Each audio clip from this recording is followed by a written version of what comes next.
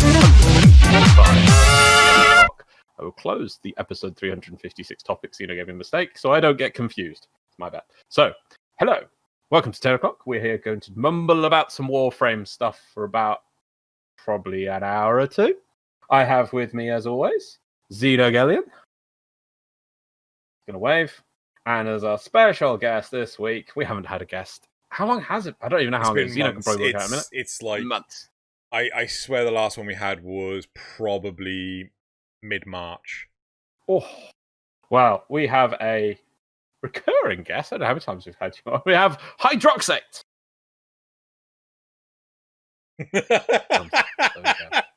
Very useful contribution. No, it's great to have you back on, as always.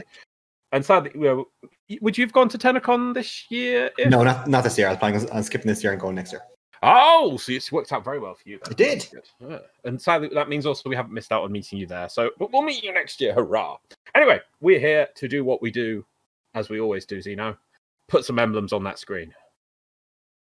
I think I might need to flip my camera because I'm like, oh no, because I'm looking that way. Oh crap! I can't look that way now. Is that your one? No, that's not your one.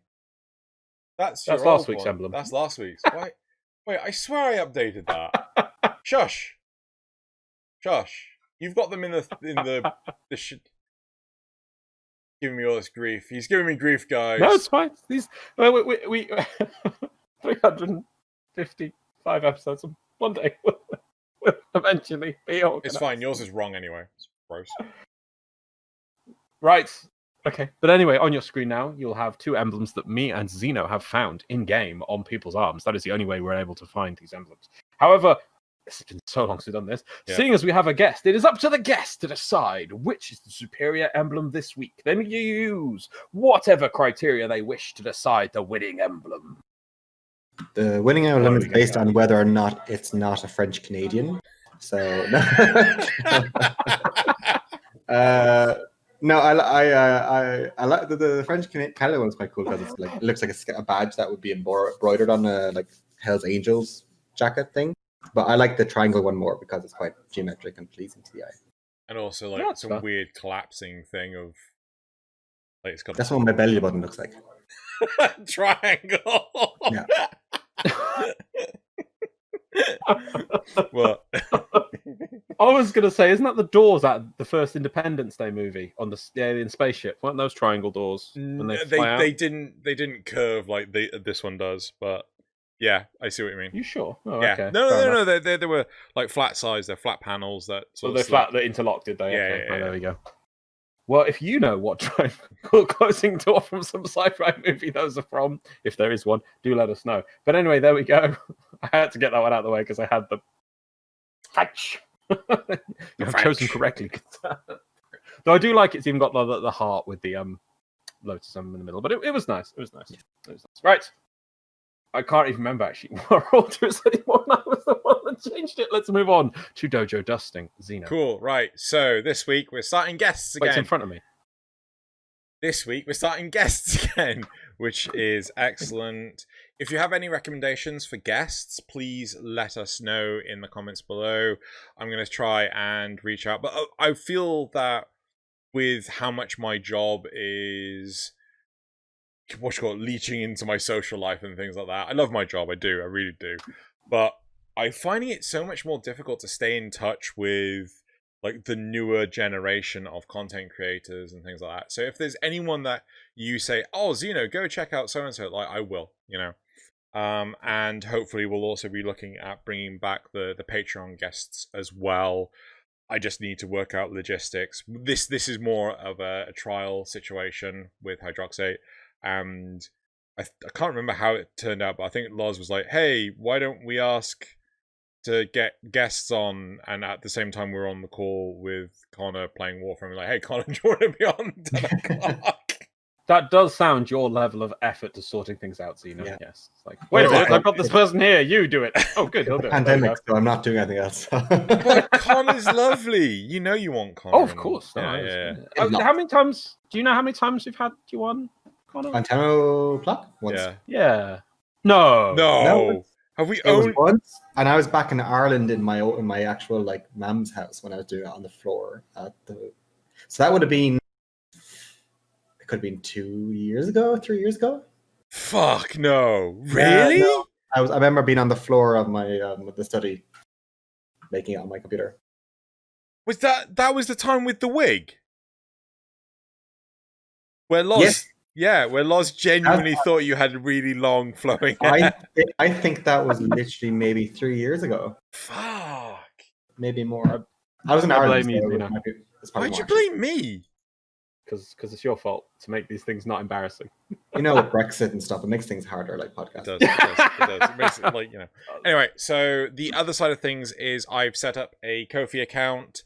I'm still trying to work out Subscribe Star, but we will, you know, deal with that in the future. So if you wish to support my crazy endeavors with Arbiters and the Xeno Codex, please go.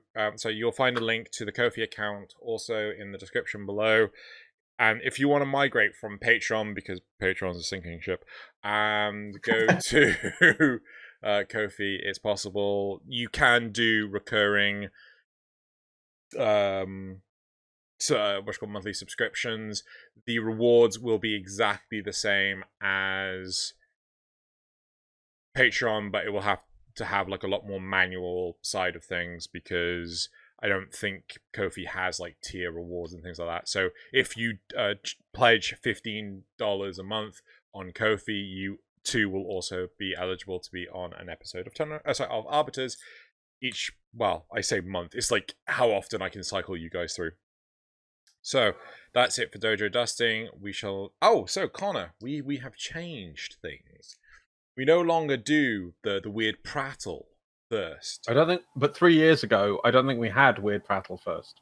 But I don't even know what that is. Oh, so we do like the graphs, we do the Patreon questions. I don't think we did those 3 years ago. Yeah, I mean, fuck. I mean, I had that We all basically- lined up. Within 3 years, we basically front-loaded Tenno Clock with so much faff that we didn't actually get to the topic. So instead of dragging this out, so, we're going to get to the topics of this week. Let's talk some Right now. more, Frame. Yeah. Right. What is the topics of this week? So the first topic is please stop implementing unskippable cutscenes in repeatable content. And topic 2, we're only doing 2 topics. Topic 2 is something that has been bothering me. There is no primary conflict in Warframe.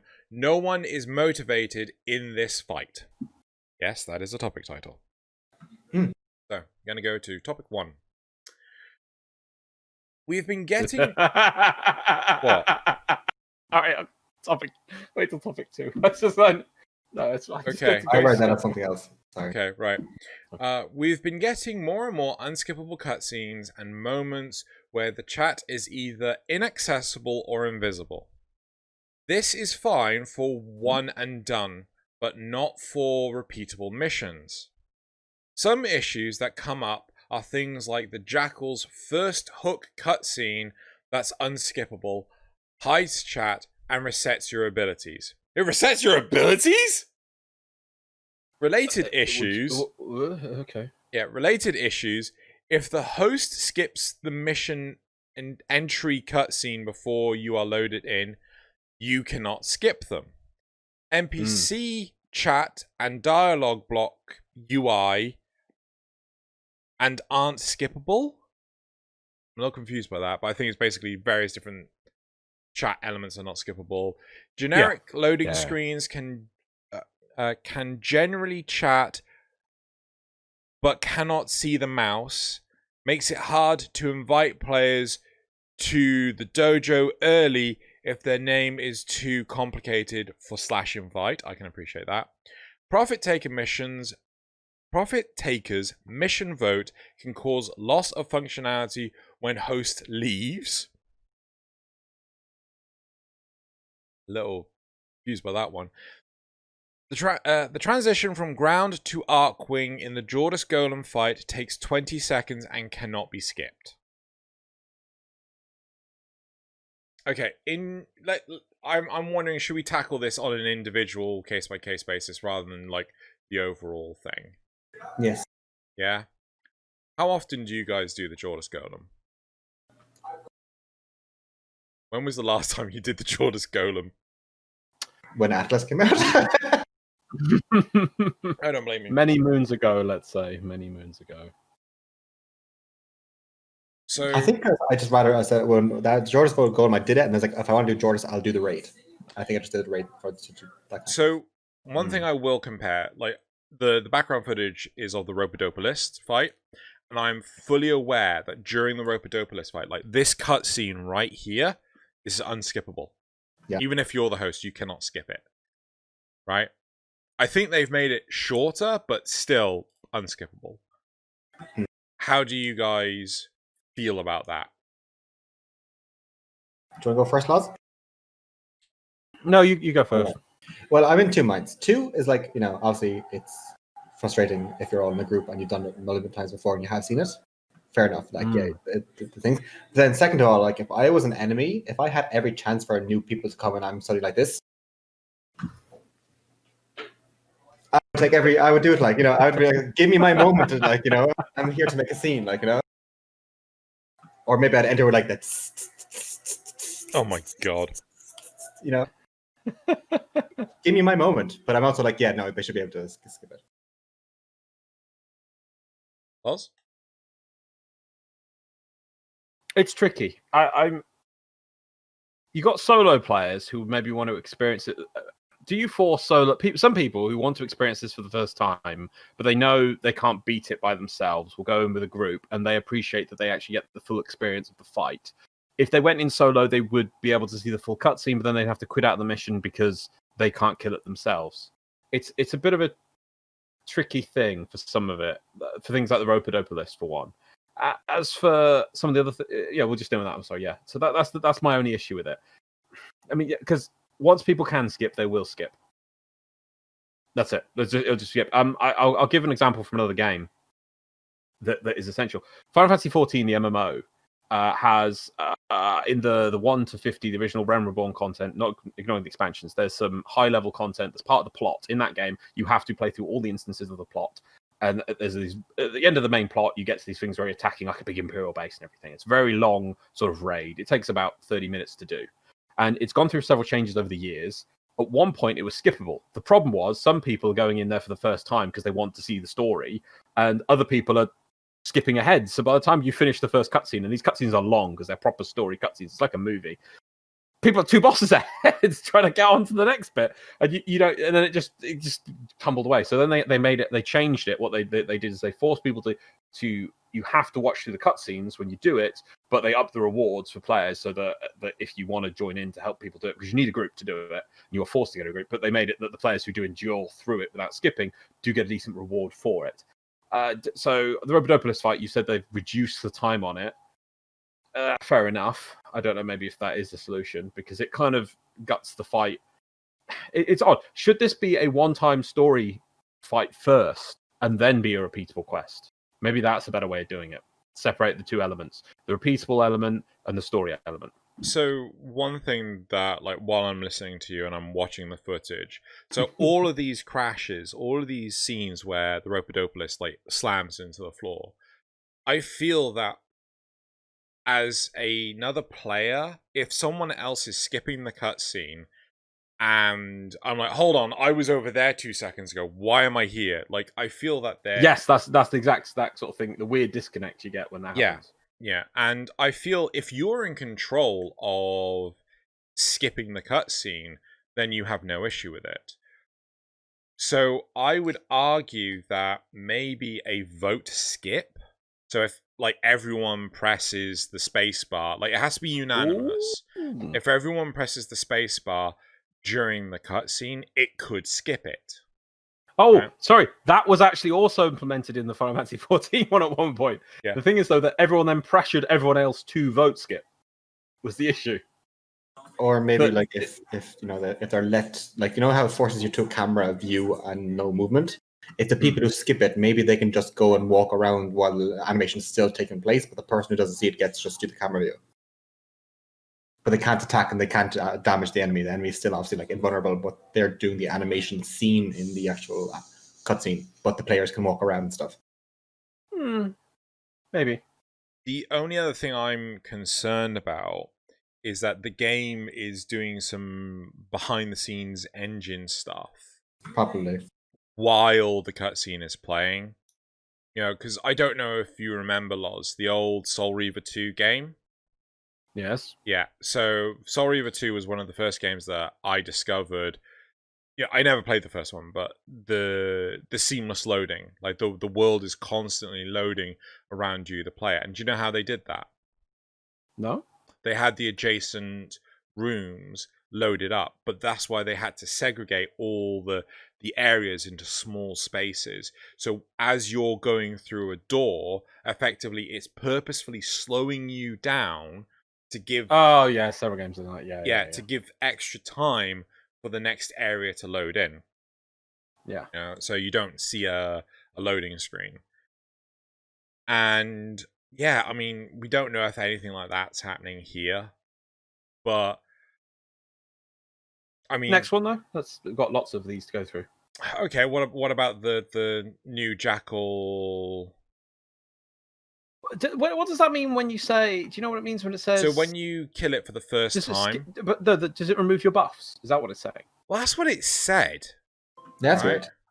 Like that is really weird. I mean, I don't distinctly remember that happening. Maybe it's a bug with specific warframes. I don't remember that at all. I think Loz may be looking over the Reddit post just to... No, it's exactly the same in the Reddit post. Yeah, it doesn't say anything more. I mean, if it does... I mean, because when it says resets abilities, to me, I was thinking about cooldowns, and I went, wait a minute, we don't have cooldowns. So I don't know what that means. It must be buffs. It must reset buffs, I guess? But again, like... I mean, well, I mean, I can appreciate it being a big deal for something like Steel Path, but you're not wrong. It's like, just recast it. It's a mechanic of the fight. Just think that the boss pulses a nullifier wave at you. There we go, job done. It's in a big enough room. I can also appreciate the fact that the cutscene is not massively lengthy, but it is mandatory with the Jackal, and it would have been nice if the Jackal would go back and forth between the rooms, but it doesn't. It only does it once, and yeah, I wanted to see it go through many rooms. I don't get why it just goes from one room to the next. I'm like, oh, because it was such a big thing on the dev stream when they showed that, like, oh yeah, it's moving rooms. I'm like, wow, the next room will be so different. Like maybe there'll be different hazards going on, a different testing chamber, and it'll go through several different testing chambers. We're like moving up and down pistons and things. It just goes to the same room twice, and then goes, oh yeah, I'll smash this room up now, and then there'll be lasers. But the Jackal one is different because it's the first kind of boss where, you know, usually where, you know, it's kind of very static and you're looking at something crazy. This is the first one where it's also bringing you. There's actually kind of some movement and agency in this one. So I don't mind because it's like, oh, it's bringing me with it. Cool, I'm flying to the next area. Not like more like, wait while I see this amazing thing just kind of do something and like, and now I'm ready. You know? Oh yeah, no, yeah. I'm with you on that. I just wanted to see that more. Yeah. So I was like, oh, that's brilliant. Let's do that lots of times. And I really feel like we're moving through a deep test chamber scenario instead of just like, oh yeah, we moved to the next room. More popcorn. This room's smelly now. Okay. Yes. Yeah. What do you think about this whole comment about loading screens, generic loading screens? You lose the mouse. You know, you're unable to invite people and things like that. I just want to point out the actual because this ties into this, that one. The Reddit post lists loads for Railjack. Boarding from your dojo, Railjack return to dojo, you can't do any of these things. Railjack mounting, dismounting, gunning, piloting, artillery seats. Railjack sitting in a seat. Railjack POI entry exit. Like you can't do any of these things during those times. I'm just like, are those a big problem? They're like what, 2 seconds max? I think that's going to be dependent on the person's computer. Like I notice a distinct like load time thing between my computer and other people's computers because, like, you know, I got a stupid Ryzen 9 now, but before when I was on the 2nd Gen i7, I loaded a lot slower than, you know, what I do now. These aren't loading screens. I'm not listing loading screens. No, they said generic loading screens. What's called general chat allows you to do what, you know. So wait, when they. You know, when you're loading screens. Yeah. But cannot see the mouse. Makes it hard to invite players to the dojo. Well, okay. The loading screen is probably the best example, as you said, of it's doing background stuff. Yeah. Probably, yeah. Oh, that's usually the only reason for a loading screen. It's not like for immersion. It's usually like, I need to do stuff, so here's something to look at. Yeah. And the fact that we get to play around with the set on the loading screen, I'm like, there we go. But you at least do it. You at least have an interactive loading screen, which is good enough in my opinion. The fact you can't, I want to sort out my chat invites and converse with people. Sorry, the game's doing important things, and I'd rather that didn't mess up for a sec. Yeah, I mean, a large part of me feels that how long are you spending on the loading screen? Oh, just want to ask, maybe that's console players. I don't know if it's a PC or console player. Maybe console load times. They said mouse. They did, but that would... Do they still call it a mouse when you've got the cursor? Yeah. Yeah, I would stick. See, the mouse really screams to me PC. And also Switch, you have that too, so yeah. Yeah. So I don't know, like, I'd love to know, like, people listening, do you experience these problems? Because I don't know, maybe I am privileged, what with being on Discord all the time. Whenever I'm playing, I'm always just chatting with people on Discord, so this sort of stuff doesn't bother me. But even so, like, I wouldn't see this being a problem for me in the slightest. I don't know how much this person uses the chat elements and things like that, but I know it just feels like maybe I'm a fucking asshole for saying this, but just chill. Just there's no rush. There's no need to steamroll through all this stuff. I mean, the Corrupted Vor one, which we've got on the Screen footage right here. Yeah. Something does tell me that I would rather that it did most of this. Your first experience with it was a quest. Put all the cool movie scenes to the quest, because then you can really go to ham with it, and then make the repeatable fight a slightly different one that doesn't have all the cutscenes in. I think that's a much better way of doing things. I would just argue vote skip. People start screaming about that though. Yeah. Vote. Why aren't you skipping? Why aren't you skipping? Why aren't you skipping? Why aren't you skipping? Why aren't you skipping? Skip, skip, please skip. I won't fight it unless you skip. I won't fight it unless you skip. Migration. Why aren't you skipping? Skip now. Post, yeah. It's a kind of worms, that. Essentially. Anyway, should we move on to the replies? Yep. In the first place, a game should be designed so that the repeated missions don't reuse a cutscene or dialogue, especially if the cutscene or dialogue acts like it's a new experience. Should they absolutely have to happen, repeated cutscenes in games should always take the Monster Hunter approach and require all players to skip in case someone hasn't seen it yet. Is that That's not how Monster Hunter works at all. You can't you can't multiplayer until you've seen it. Like, there we go. You have to go find the monster. You have to solo it before you... Yeah, that's inaccurate. And so there's another point on this, which is repeatable dialogue should have a viewer so we can revisit it and then never be played in mission again. Or the dialogue should change to a more generic form without Little Duck saying, "What the balls?" like she hasn't seen it 100 times before. Make the game self-aware of how repeated our runs are. Make the dialogue reflect that. Oh, God. Yeah, what's the best one? The mobile defense Lotus line? It's taking longer than expected. Oh, God, yeah. It's always taking longer. Stop dividing by 2! Yeah.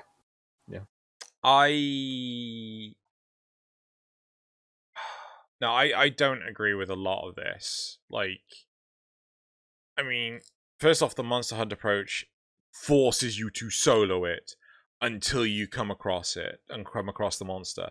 And then you have to abandon the mission. You have to return to base so then you can actually join as a team. Or you can fire off an SOS flare. But that wouldn't work in Warframe because so few people are doing a lot of the elements of the game. Like, freaking Jordis Golem? Like, how many people I know people aren't doing the Jordis Golem because I got people asking me to take them to do the Jordis Golem. But then again, if people who wanted to do the Jordis Golem clicked on the node and it instantly sent them into the mission when people were at the boss, because that's what the SOS flare in Monster Hunter kind of does, people would appreciate that. Well, it doesn't take you to the monster. It doesn't take you straight. Yeah, to I know, but let's rework it slightly for Warframe. It'll dump you on the player. It'll hose migrate you into it. Sorry, it'll put you in a mission that's at the boss. It could work. I really don't think the one that really comes to mind. Connor, did you play much World of Warcraft or any? Yeah. Did you do Wrath of the Lich King? No, my first one was Cataclysm. Okay. So the one, like, I wonder if Loz knows where I'm going with this. No. Halls of Stone. Brands Brumbies. So in this dungeon, Why can't he run? yep. In the, like, this has got so many complaints. It was untrue. Right. So World of Warcraft dungeon, you had to go from start to end, escorting one character that did not know how to run. Apart from when there were enemies that he had to fight, he would run up to the enemies, like fight with you, and then run back to where he ran from, right? And then proceed to continue walking, right? They actually had in the looking for group system, looking for dungeon system, an abandon cooldown. Like if you abandoned the dungeon, like you weren't allowed to participate in any other dungeon for 10 minutes? 30 minutes, right? But doing Halls of Stone took longer than the abandon penalty sometimes. Like yeah. And it's like, so yeah, people are just like, fuck it, I just don't want to do that one. So yeah, when people are complaining about this, I honestly feel like you haven't experienced it yet, mate. Right, should we continue with the replies? I've been playing for 6 years now, and they still haven't fixed the host skipping bug. It's so annoying having to watch the Grateful down, then 4 people slowly jumping down, and then standing up even more slowly. Yeah, I do like that one. I've not experienced it recently. I've seen it quite a lot, though. Is when, so if the host loads in and skips, because obviously they're going to load first, then when you load in, you have to watch the full cutscene. You see people come down, and then everyone just disappears. I swear, they already ran off. I swear this is a new thing, right? Because I thought it was a newish thing. Yeah, I don't remember. Like before, it would wait for all the players to load up before it actually start the mission. But now it doesn't.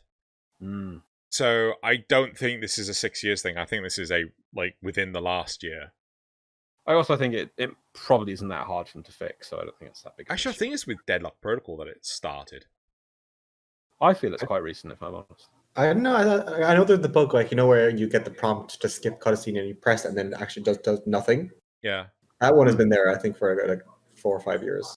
Really? Okay. Yeah. I've never had this. It happens to me a lot because I get very eager. Oh, fair enough. But yeah, no, it's and I've had that thing for that. I think I've only encountered that, I think 2 or 3 years ago. I've seen that for the first time where you kind of go and everything goes like yeah. But yeah, no, I've had it's not recent. It's Okay, I'll take it back. Next. Isn't part of that to allow the game to load new items or set new scripts. By giving more time to the game, it can avoid some of the major bugs that happen when you rush through the game faster than it can change phases or load specific things. Potentially. Like, we don't really know what it's doing. It could be loading more stuff, or it could just be like, and here's a flashy, cool cutscene. But you also see in the dev stream, like, it's also like, we're just waiting for pre-processing. Yeah. So I would also add, it would be nice if the Jackal's arena transition wouldn't reset Warframe buffs, etc. Oh, there we go. That's what it's doing. It's resetting Warframe buffs. I love having to recast my Iron skin with no enemies around for Ironclad, or losing all of my Splinter Storm damage I built up because of an unstoppable cutscene. Yep, fair enough. makes sense. Well, I feel that they could easily just make a lore thing that in the next room, that just put a big nullifier thing in the ceiling that just pulses once, and that's why they're moving to a different room. Put a grate in front of it. You go through the door. They open the door. Just put a force field there. Nullifier field. Yeah.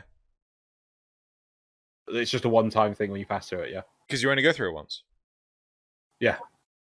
But normally a nullifier field would mean that you couldn't use any Warframe abilities in that room. Nah, it's a sheet. Not bubbles. It's a nullifying sheet. Yeah, nullifying sheet. But if it's duration based, like those kind of buffs and stuff like that, if it lasts 30 seconds, when you go to the next room, the duration should still be up. It should be. I think it's saying it clears all your buffs, but maybe we'll have to see on that one. It could be something that's just like like their way of handling things. Like, if there's a cutscene or if there's a new thing, like it automatically just natively Yeah. I wonder if there would be a reason for them to purposefully remove the buffs.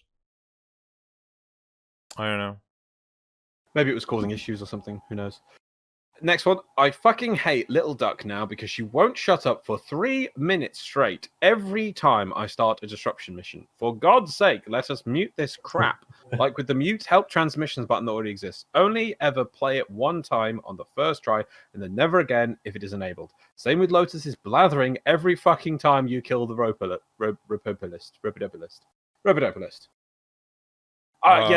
You have a mute button. Just go to the transmissions window and slide it all the way. So the slider and the audio options, and just slide it all the way down. There you go. Problem solved. Like I'm sorry, you can't. I don't know. I feel they did a better job with the Kuva mission transmissions. They don't feel that. I think maybe there's a Lotus. I don't think they're that bad for, oh my god, what is this brand new thing we've never seen before? Oh, this is brand new every time. But some of the ones, like the transmissions from Little Duck on the Moon and the Alad V ones for disruption, or whatever it is, they're just, oh god, they're so graining. Here's the thing. If you want this, then you have to have it for the Captain Vor speech. Don't you dare. Yeah, but I mean that's the point. Touch like, where Captain Vor speech. But where do you draw the line? Right? Does Pablo have to build the Captain Vor speech? Sacred.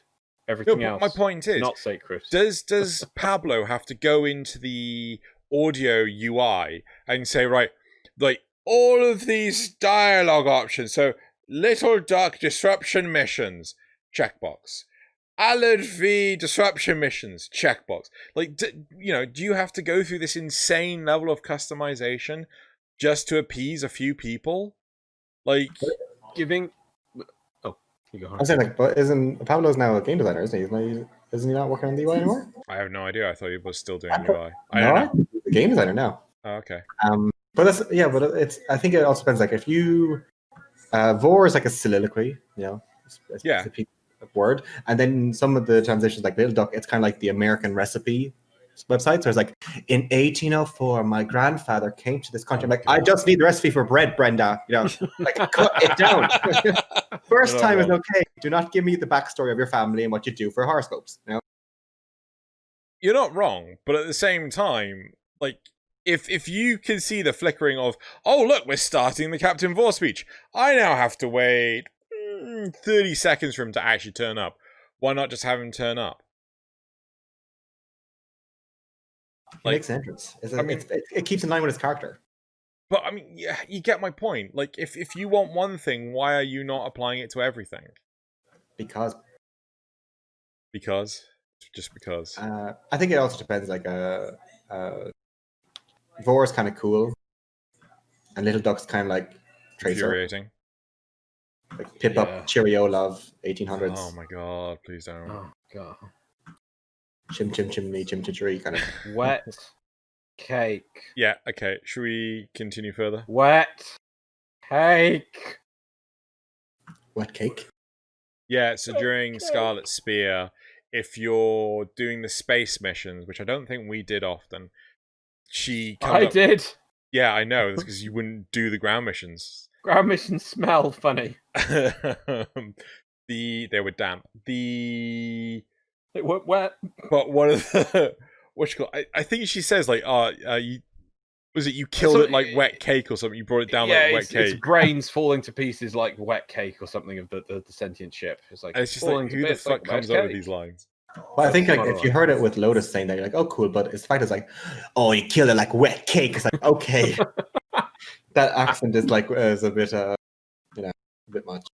It is a bit much. Keep It's going. not the Industrial Revolution anymore. Right, where were we at?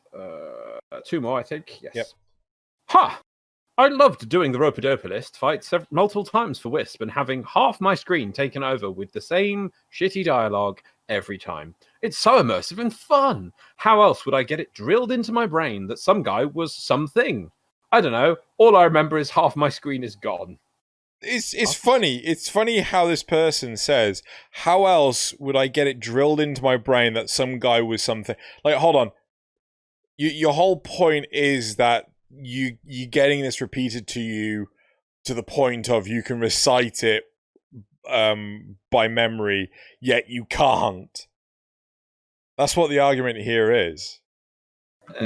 No, I think that they roughly know what the gist of what the message trying to get across. They've internalized that and like, right, yes, this is about some guy being betrayed and some person doing something to do some other thing. That's fine. I don't need to hear that again. I don't need to hear that again. That's not what the dialogue is at all, but okay, keep going. But huh? The Lotus one on the Rob Double is quite cool. Yeah, I mean, it explains how she was betrayed. You know, how she was like reprogrammed, and I still think that she's been reprogrammed twice. But you know, it's. I just think like it is a well-known meme though. Like, you know, if the 100th time you do a boss, you can recite it nearly verbatim. You're like, nah, you know, it's what it does now. I think that that part's different, but the lead up of what Lotus is saying up the boss fight is quite cool. And I don't get tired of that.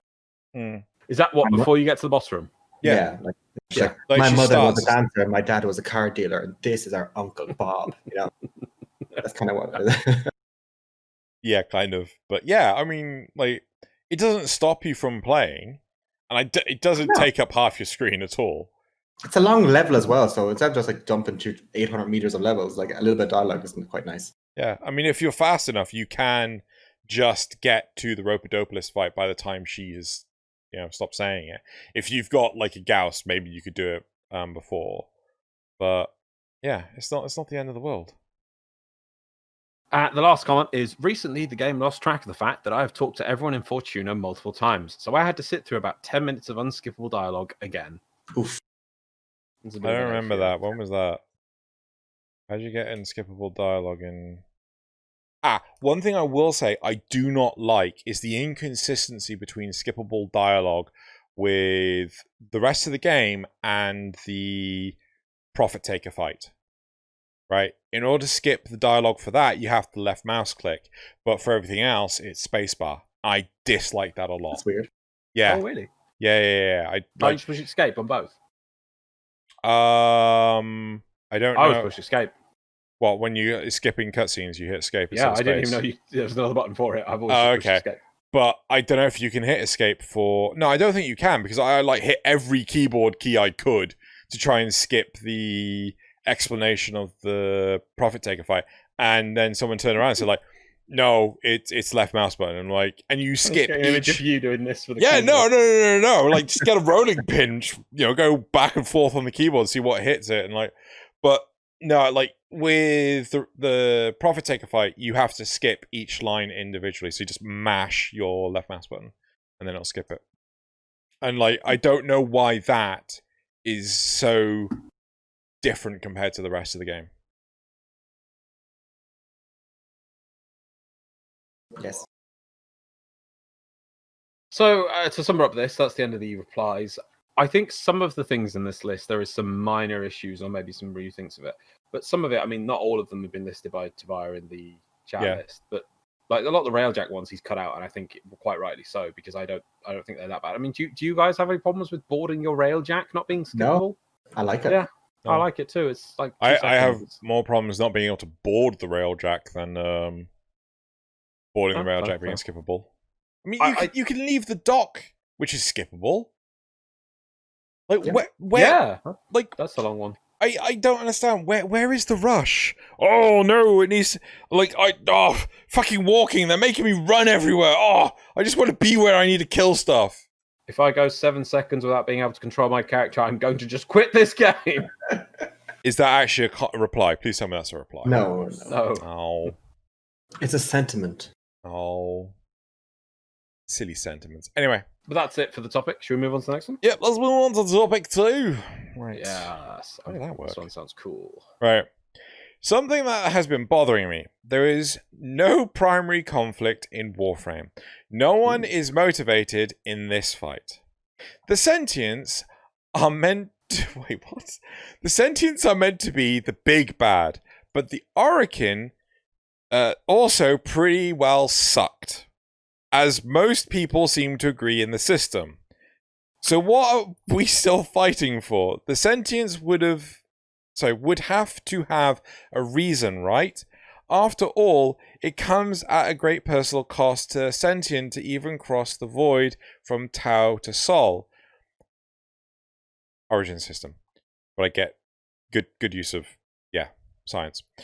As it seems to inhibit their ability to procreate, they wouldn't be able to colonize Sol if there was ever even anything worth taking there. You mean here? They wouldn't need they would need an impetus. Are we a threat hypothetically? We have the ability to kill sentients, but we're entirely unmotivated to go after them. Sure, some people hate them like Ballas, but we hate Ballas. He's a jerk. The only reason why would listen to him to kill sentients. Well, I think that's why we would listen to him to kill sentients. Yeah, is because the sentients are trying to kill us, but they are only trying to kill us because he's telling us to kill them, and it's just a messy circular logic. What about rescuing the Lotus? Nah, not that either. She's not really a character. She's just follows whoever gets their hands on her spaghetti code. Oh, you have no idea about spaghetti code.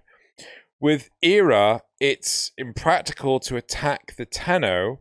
Era has Ballas, the culprit right there, the murderer.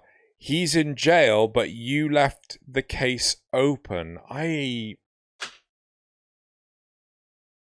don't agree with this whole. I just want to finish up the Reddit post, which I stopped off. To paraphrase, red versus blue. Why are we even here? Well, they have guys on that side of the canyon because we have guys, and we have guys on this side of the canyon because they have guys there. Right. Okay. I can kind of get behind what they're trying to say here because I don't know, because we haven't really followed through on understanding the sentience. The sentience. I remember the sentients were first hyped with the Tomb of the Sentients, and they're all coming down, and it was really cool. It was like, oh yeah, this big enemy's going to be unleashed upon us, and we'll have to defend ourselves. And then they kind of got released in like drips, and it was like, oh, sentients, oh, there's one more, there's another one, oh, they're on the moon, and we never really got to feel a true "you're fighting sentients now" moment, or oh, that's it, they're all going to be everywhere. Oh no, we've just survived a big fight. It was just like. They're a bit here, then they're a bit there, then a bit there. And now they're somewhere in another galaxy, and they're sort of coming here, I guess, sometimes. Maybe next week, I don't know. Probably not. It's just meh. So, and I don't understand why they care, because they've been there for thousands of years. The Orokin never turned up to kill them, so they must have gone, oh, what's this? And unless there's something like one of the things the Orokin did to try and stop them is they sent through a super nuke to the Tau solar system and just blew the whole bloody thing up. Which would make sense then that then they would be pissed because there's nothing there and they need to get here at some point to get back to having some resources and some stable planets. If that's a thing, I don't know. Is there anything left of the Tau solar system? Because if they have a full solar system by themselves out there that's pristine and where the Orokin wanted to get to, which seems weird, that makes it, I can't believe the Orokin would just blow it all up. They'd be like, well, we got this sweet new solar system. No weird monkey creatures that transport with big arms and things that can hurt us or even threaten us. We'll just stay here. They over there. Job done. And then we killed the Orokin. Someone killed the Orokin. Who knows? Whatever. That's done. Right?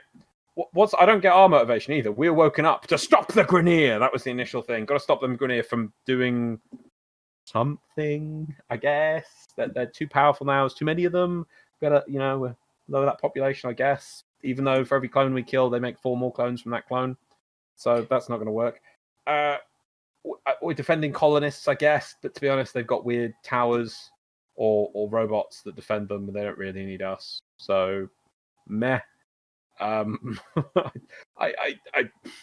do feel there is a core element of motivation going, oh, that was going to be my joke, sorry. Is that I saw this that the primary conflict Warframe is no one is motivated in this fight. Yes, people are. People are motivated to get steel path things, to get their stupid steel path armor, because everyone wants that. Yeah, that was my joke. Right. Do you want to pick this up, Connor, or shall I? Well, there's different things that these kind of conversations interest me professionally, personally. But no, the whole thing, like if you look at games and that kind of stuff, like if you look at motivation, like it kind of goes into extrinsic and intrinsic motivation. So kind of how does something external to us motivates us to continue playing, being interested, which is kind of usually got to do with like the story or the lore, that will basically whatever. And at a certain point it comes over to intrinsic motivation, where the player starts getting motivated internally, like, oh, I want to do this because I want to do this, I want to beat them, I don't like these, I want to get my rewards. And I think at the new player experience, which is going to be coming out 2 weeks, which is kind of good, a bit more lore to like, these are not like great people. They don't really motivate you extrinsically. Your motivation constantly in the game is to kind of to get rewards and to farm and get the better stuff. But there's none of that overarching stuff, you know? We know they're bad, we know they do stuff, but we've never been in a position where we're stopping them actively doing something bad, really. That we're kind of like, we have to stop this shit because they could be doing this. Like, I think if we got to see them doing this shady stuff firsthand, where we're stopping them actively doing these events, these bad things, I think that's probably what they're talking about. They want to kind of actually be motivated to really take out the enemy because they're an enemy and not just because they're not the player. They're not, you know. I think that's kind of maybe, but I think that's a very interesting thing. It's not something that's also very done in games a lot. It's more like, well, they're just the enemy, go get them. Not like kind of like, you know, kill these people because they were trying to hoard away these, you know, survivors or something. They're, you know, trying to you know, but I think the corpus have been kind of going that way with the, you know, the slaves for Fortuna in the Pavros void space, and then like the Fortuna itself. There we get to see like them actively doing bad stuff. But I think it's that kind of stuff is interesting. Like, you know, we don't have like, you know, threat levels active in the solar system. See like, oh, the Grineer are launching attacks. Maybe we should try and thin their numbers or try and take down some certain mission type. And if it's too much, then it's fine. Otherwise, we will get notification that something bad has happened. There's no real life to the system from the enemies. And I agree. There is like that. There's no motivation to take them out. You're taking out because you kind of have to, because it's in the mission. More like, I'm taking out the Grineer because they're doing bad stuff. You know, that's what I think. If you look at it in the psychological level of motivation, the intrinsic motivation is reward, not for the actual purpose of defeating the bad guys. I agree with both of you. I feel that the Vor's Prize actually did a really good start, where the reason why you're brought into the whole situation is because you are, you are being tracked down as a Warframe. It does a bad job of explaining the reason why you're being brought in is so that you can be disassembled, so that they can try and cure the whole... I don't think Vor wants to disassemble you. No, he does. Like, it's... He does. He does, but the thing is, the game... No, he doesn't, because he said they've already looked inside you many times before. And that... Oh, no, it was that Alad's line. No, that's Alad. That's Alad. Is that Alad's line? Yeah, that's Alad. Like, he doesn't understand what's going on, but that's, again, that's a Gravidius dilemma situation. But even so, like, you are trying to remove the Ascaris bolt from your leg, that Vorpot's, like, you know, okay, so you're trying to, you know, not be enslaved by the Grineer. Fine. That fine, whatever. But then when you finish Vor's Prize, there's a massive disconnect, right? Because it's like, I have done this now. Now what do I? And it's just the Lotus telling you what to do. Loz and I met this really interesting player couple of years ago who doesn't do like any of the mastery tests, or like he's like, it was really interesting, and he's like he was MR 26 or 27 at the time or something like that, because he utilized things that, you know, DE let slip through the cracks. Like, yeah, you get the idea. But yeah, there is this whole point of why are we doing this stuff. I do feel that the whole motivation behind the second dream actually stems from what Til Rigor is doing. So I don't know if you guys vividly remember Second Dream, but Til Rigor is searching for the Tomb of the Sentients, and he finds Hunhao, and he wakes up Hunhao. And as a result, Hunhow then employs Stalker to find you, to kill you, so on and so forth. And then that, again, is motivation for you to do something about it.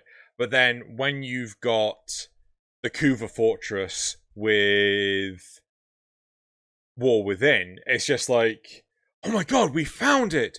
The the Grineer Fortress! Like, we were looking for that? Yeah. This is where the queens might be. The who? The what? What? The who? Yeah, and like you get things in passing, like, you know, there's the whole Parvos Granum thing mentioning the Intrati, and it's like, what? I don't mind that one too much because No, that is but obviously it's- thousands of years ago. But even It's so, like if 100 years from now, and someone says like, are people who buy Apple products really going to care about Steve Jobs? And they'll be like, the Steve Jobs found. yeah, but that's my point. Is like the fact that you've got Vor or Sargus Ruck, you know, mentioning the queens, but no idea. Like, for the longest time, we understood the queens to be twin queens, but then it was retcon so that they weren't twins. It was just that there was two of them. I think they are still twin queens, but not like. I think it was more like a joke because they probably were twins at one point, but they've had to switch out bodies at different stages. Probably. Okay. I think that's like so. Even though she's the old queen, they're still twins. I think. But there's no mention of them being twin queens anymore. It's all gone. Like every mention from the game, just It's in the Korea only, isn't it? No, was the only I place I think remember. originally. I'm sure I remember someone having an audio line about the twin queens. Again, that could have been an event though, so that's probably just come and gone anyway. But like going back to the topic, like it is true, like in UX, which I'm sorry, but that's what it's my job. Yeah. New player experience onboarding, and that is not just your tutorial. That's just for you to teach the mechanics of the game to get them. The new player experience is also, are you bringing them up to scratch with the story of the game enough so they're going to get invested? Yeah. It's also what is like the first, like it depends. Like some people, there's different metrics, but mostly like what is like the first 10 hours gameplay? Are they like brought along to enough that, okay, they know the tutorial, know how to do it?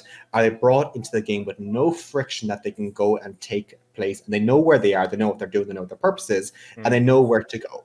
So you can. So I'm interested to see, obviously, like 25th, what the new quest is, and the cinematic is a good way to give them a purpose of like, okay, you're waking up, this person needs your help. You see that they're burning villages and cool. Like it does give you a lot more story and a lot more purpose. But if the tutorial is all that's it, then the new player experience hasn't really hasn't changed. Yeah, because it's how they lead into the navigation, the star chart. How do they give the purpose to go through it? That is still the new player experience until they go to the first junction. How do they get their mods? All that kind of stuff. Like all these systems. Then you're looking at the entire new player experience. It's not just a tutorial. So that's what I'm looking forward to see how they do it, because at least they're handling the motivation, and the story, and the filling up part much better than Force Price. I'm just hoping that they're bringing like the new player experience is not just tutorial. That you're motivating them to continue. You're teaching them why they're going forward, and also guiding them a bit more. But we'll see. I really hope that it's a proper new player experience. I hope with... Sorry, out of interest, Loz, did you find any other mentions of the Twin Queens, apart from the Curia? It's still in the Curia, but I can't see anything else about it. Fair enough. But it is still in the Curia, so I think it is still that they are twins. The other side of things, like for the new player experience at least, I hope they do a better job explaining the mods. The mod system is just too complicated for every single new player I've brought into Warframe. I've had to purposefully, right, you see that stuff about the mods? Ignore it. I'm going to teach you how it works. Yeah, how many times have you heard?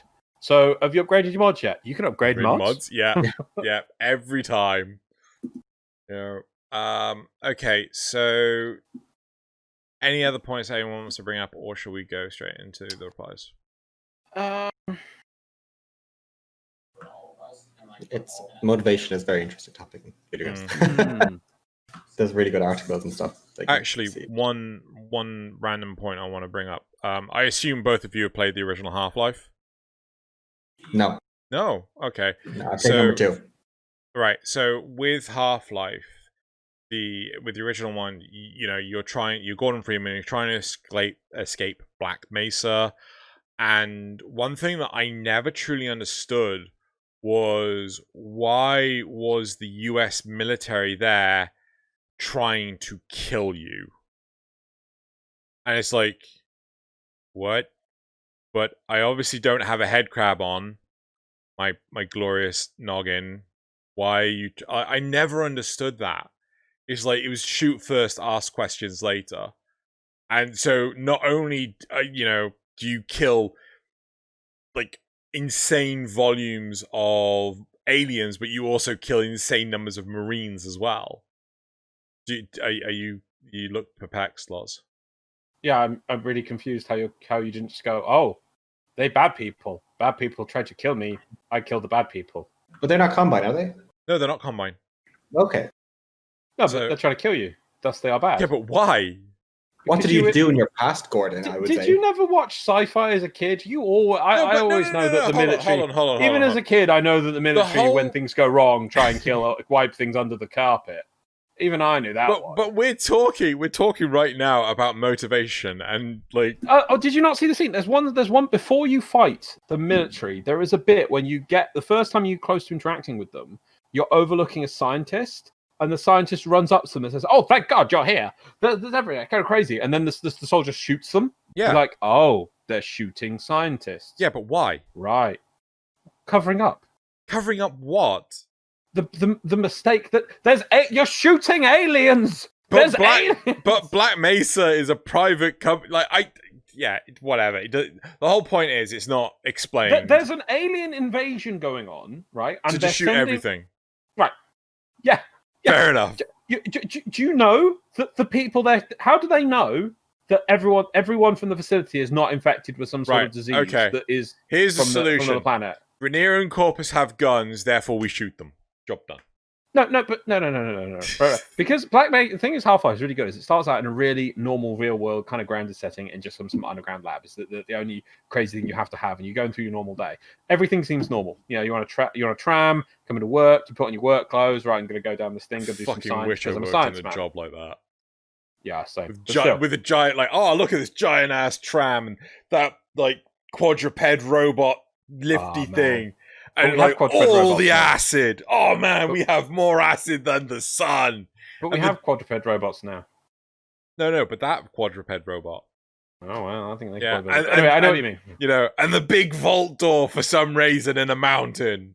Yeah, it's still normal. And then all of a sudden, aliens from other dimensions. You start teleporting to other dimensions, and then aliens start popping up. Aliens that turn people into zombies. Aliens that eat people that hide in ceilings. Aliens that can shoot lightning. Weird dogs that sort of explode with sound. I mean, it's just craziness is going on. And then weird sound things that are tapping, and you have to fight with grenades, but you can't kill it. You need a rocket. Tentacle beast. Tentacle beast, yeah. So, yeah. Then the military cut up and go, you know what, we're just going to shoot everyone because, to be honest, what would probably happen afterwards is they'd probably shoot the soldiers that went down there just in case, just for good measure. That's what I was assuming was going to happen because you don't know if anyone's infected with anything. People they don't know at this point. You're not entirely sure how people are turning into zombies with head crabs on. Do they turn into zombies and then put the head crab on later? You don't know. So just shoot everyone. It's pretty standard setting. But I haven't been given a triplicate the information about why the soldiers are trying to kill me. No. My point is that if you're able to suspend disbelief for Half-Life, why can't you suspend disbelief for Warframe? Because Warframe's a bit more of a complex narrative with not just Gordon Freeman is an entire faction with a backstory to himself. Have you not read up the narrative that is not explained for Half-Life at all? What, the Gordon story, Gordon Freeman backstory done in graphic novels and the I think it's actually a written book. Prequel movies. Yeah, no, it's actually no. Yeah.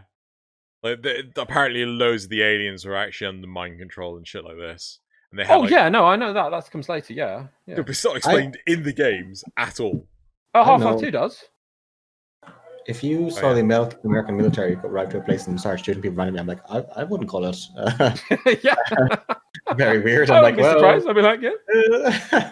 Well, I mean, standing operating procedure. Okay, let's go to replies.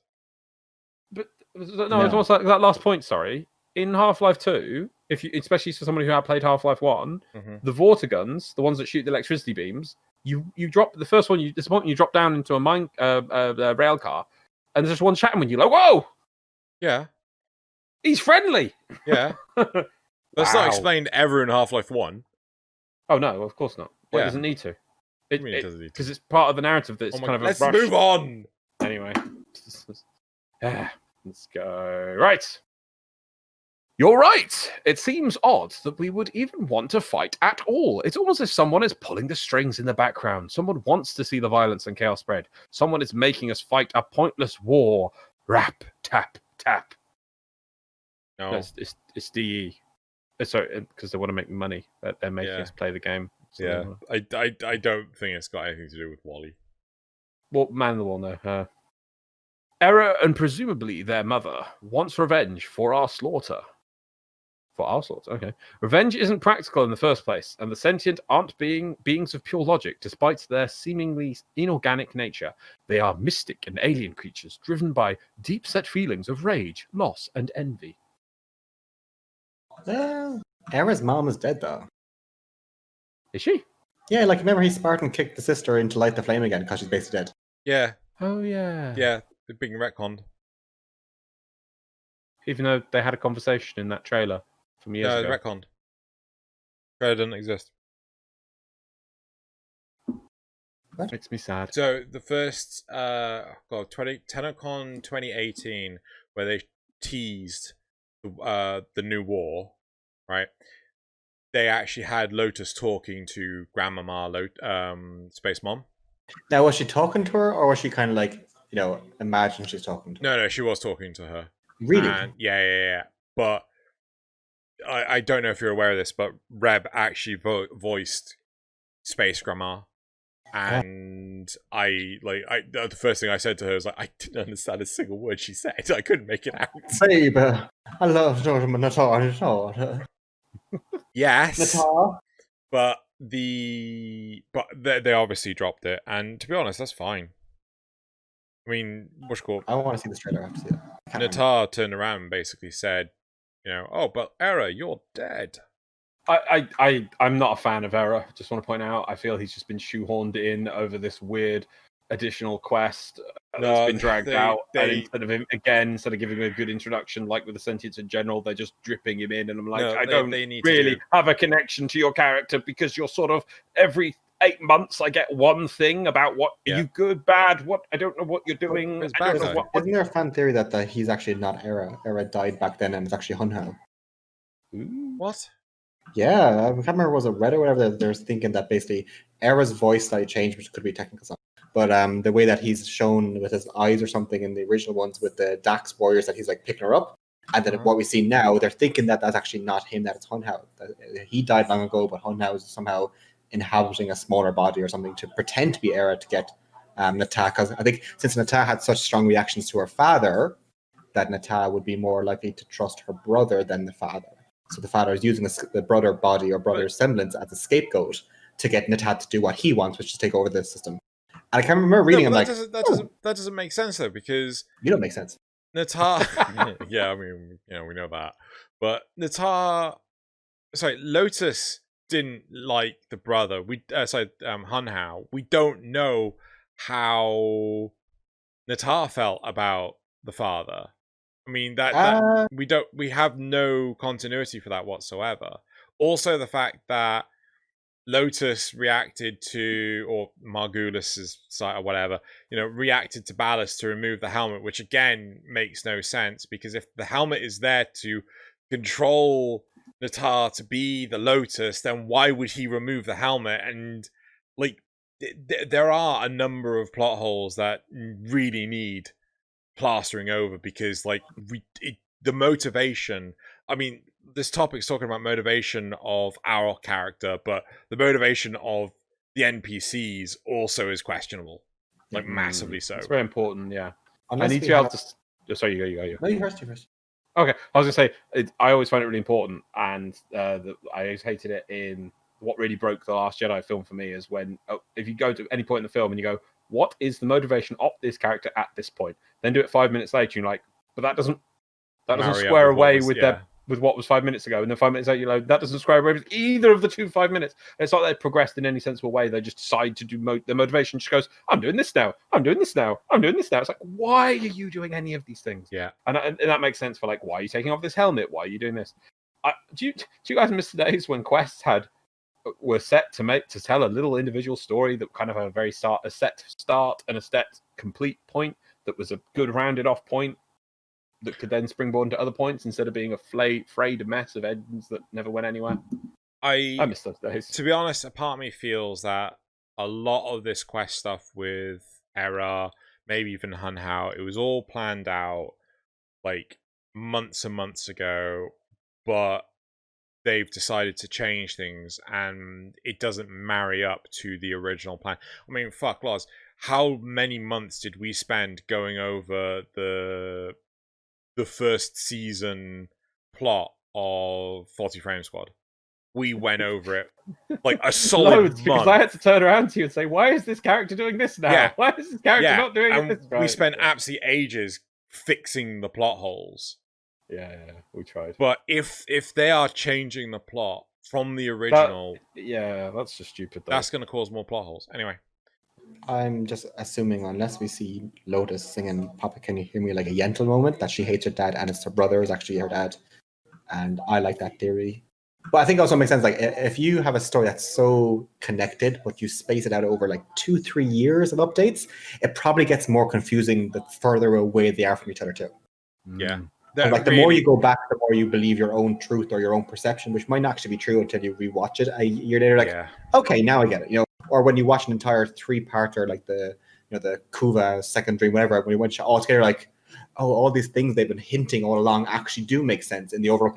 I think we're at that moment. That I believe Cam Rogers probably has the entire story very clear, but since we're so far apart from all the bits and that we don't see it as a whole, that we're overanalyzing things or seeing things not clearly. But when we see the entire story of the whole new war saga, it will finally all make sense. I really want to see.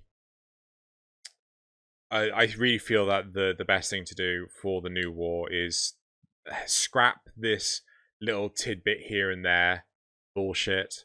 I'm sorry, it is bullshit. Just put the brakes on, give us a cinematic quest, because I don't think anyone's going to be happy until we get one, or it's people like myself are just going to call it a dumpster fire. I'm sorry. Yeah, I remember there was a trailer for Arab landing on Earth and all the things sent. I was like, that's so cool. Yeah. But then I was like, why is he on the planes again?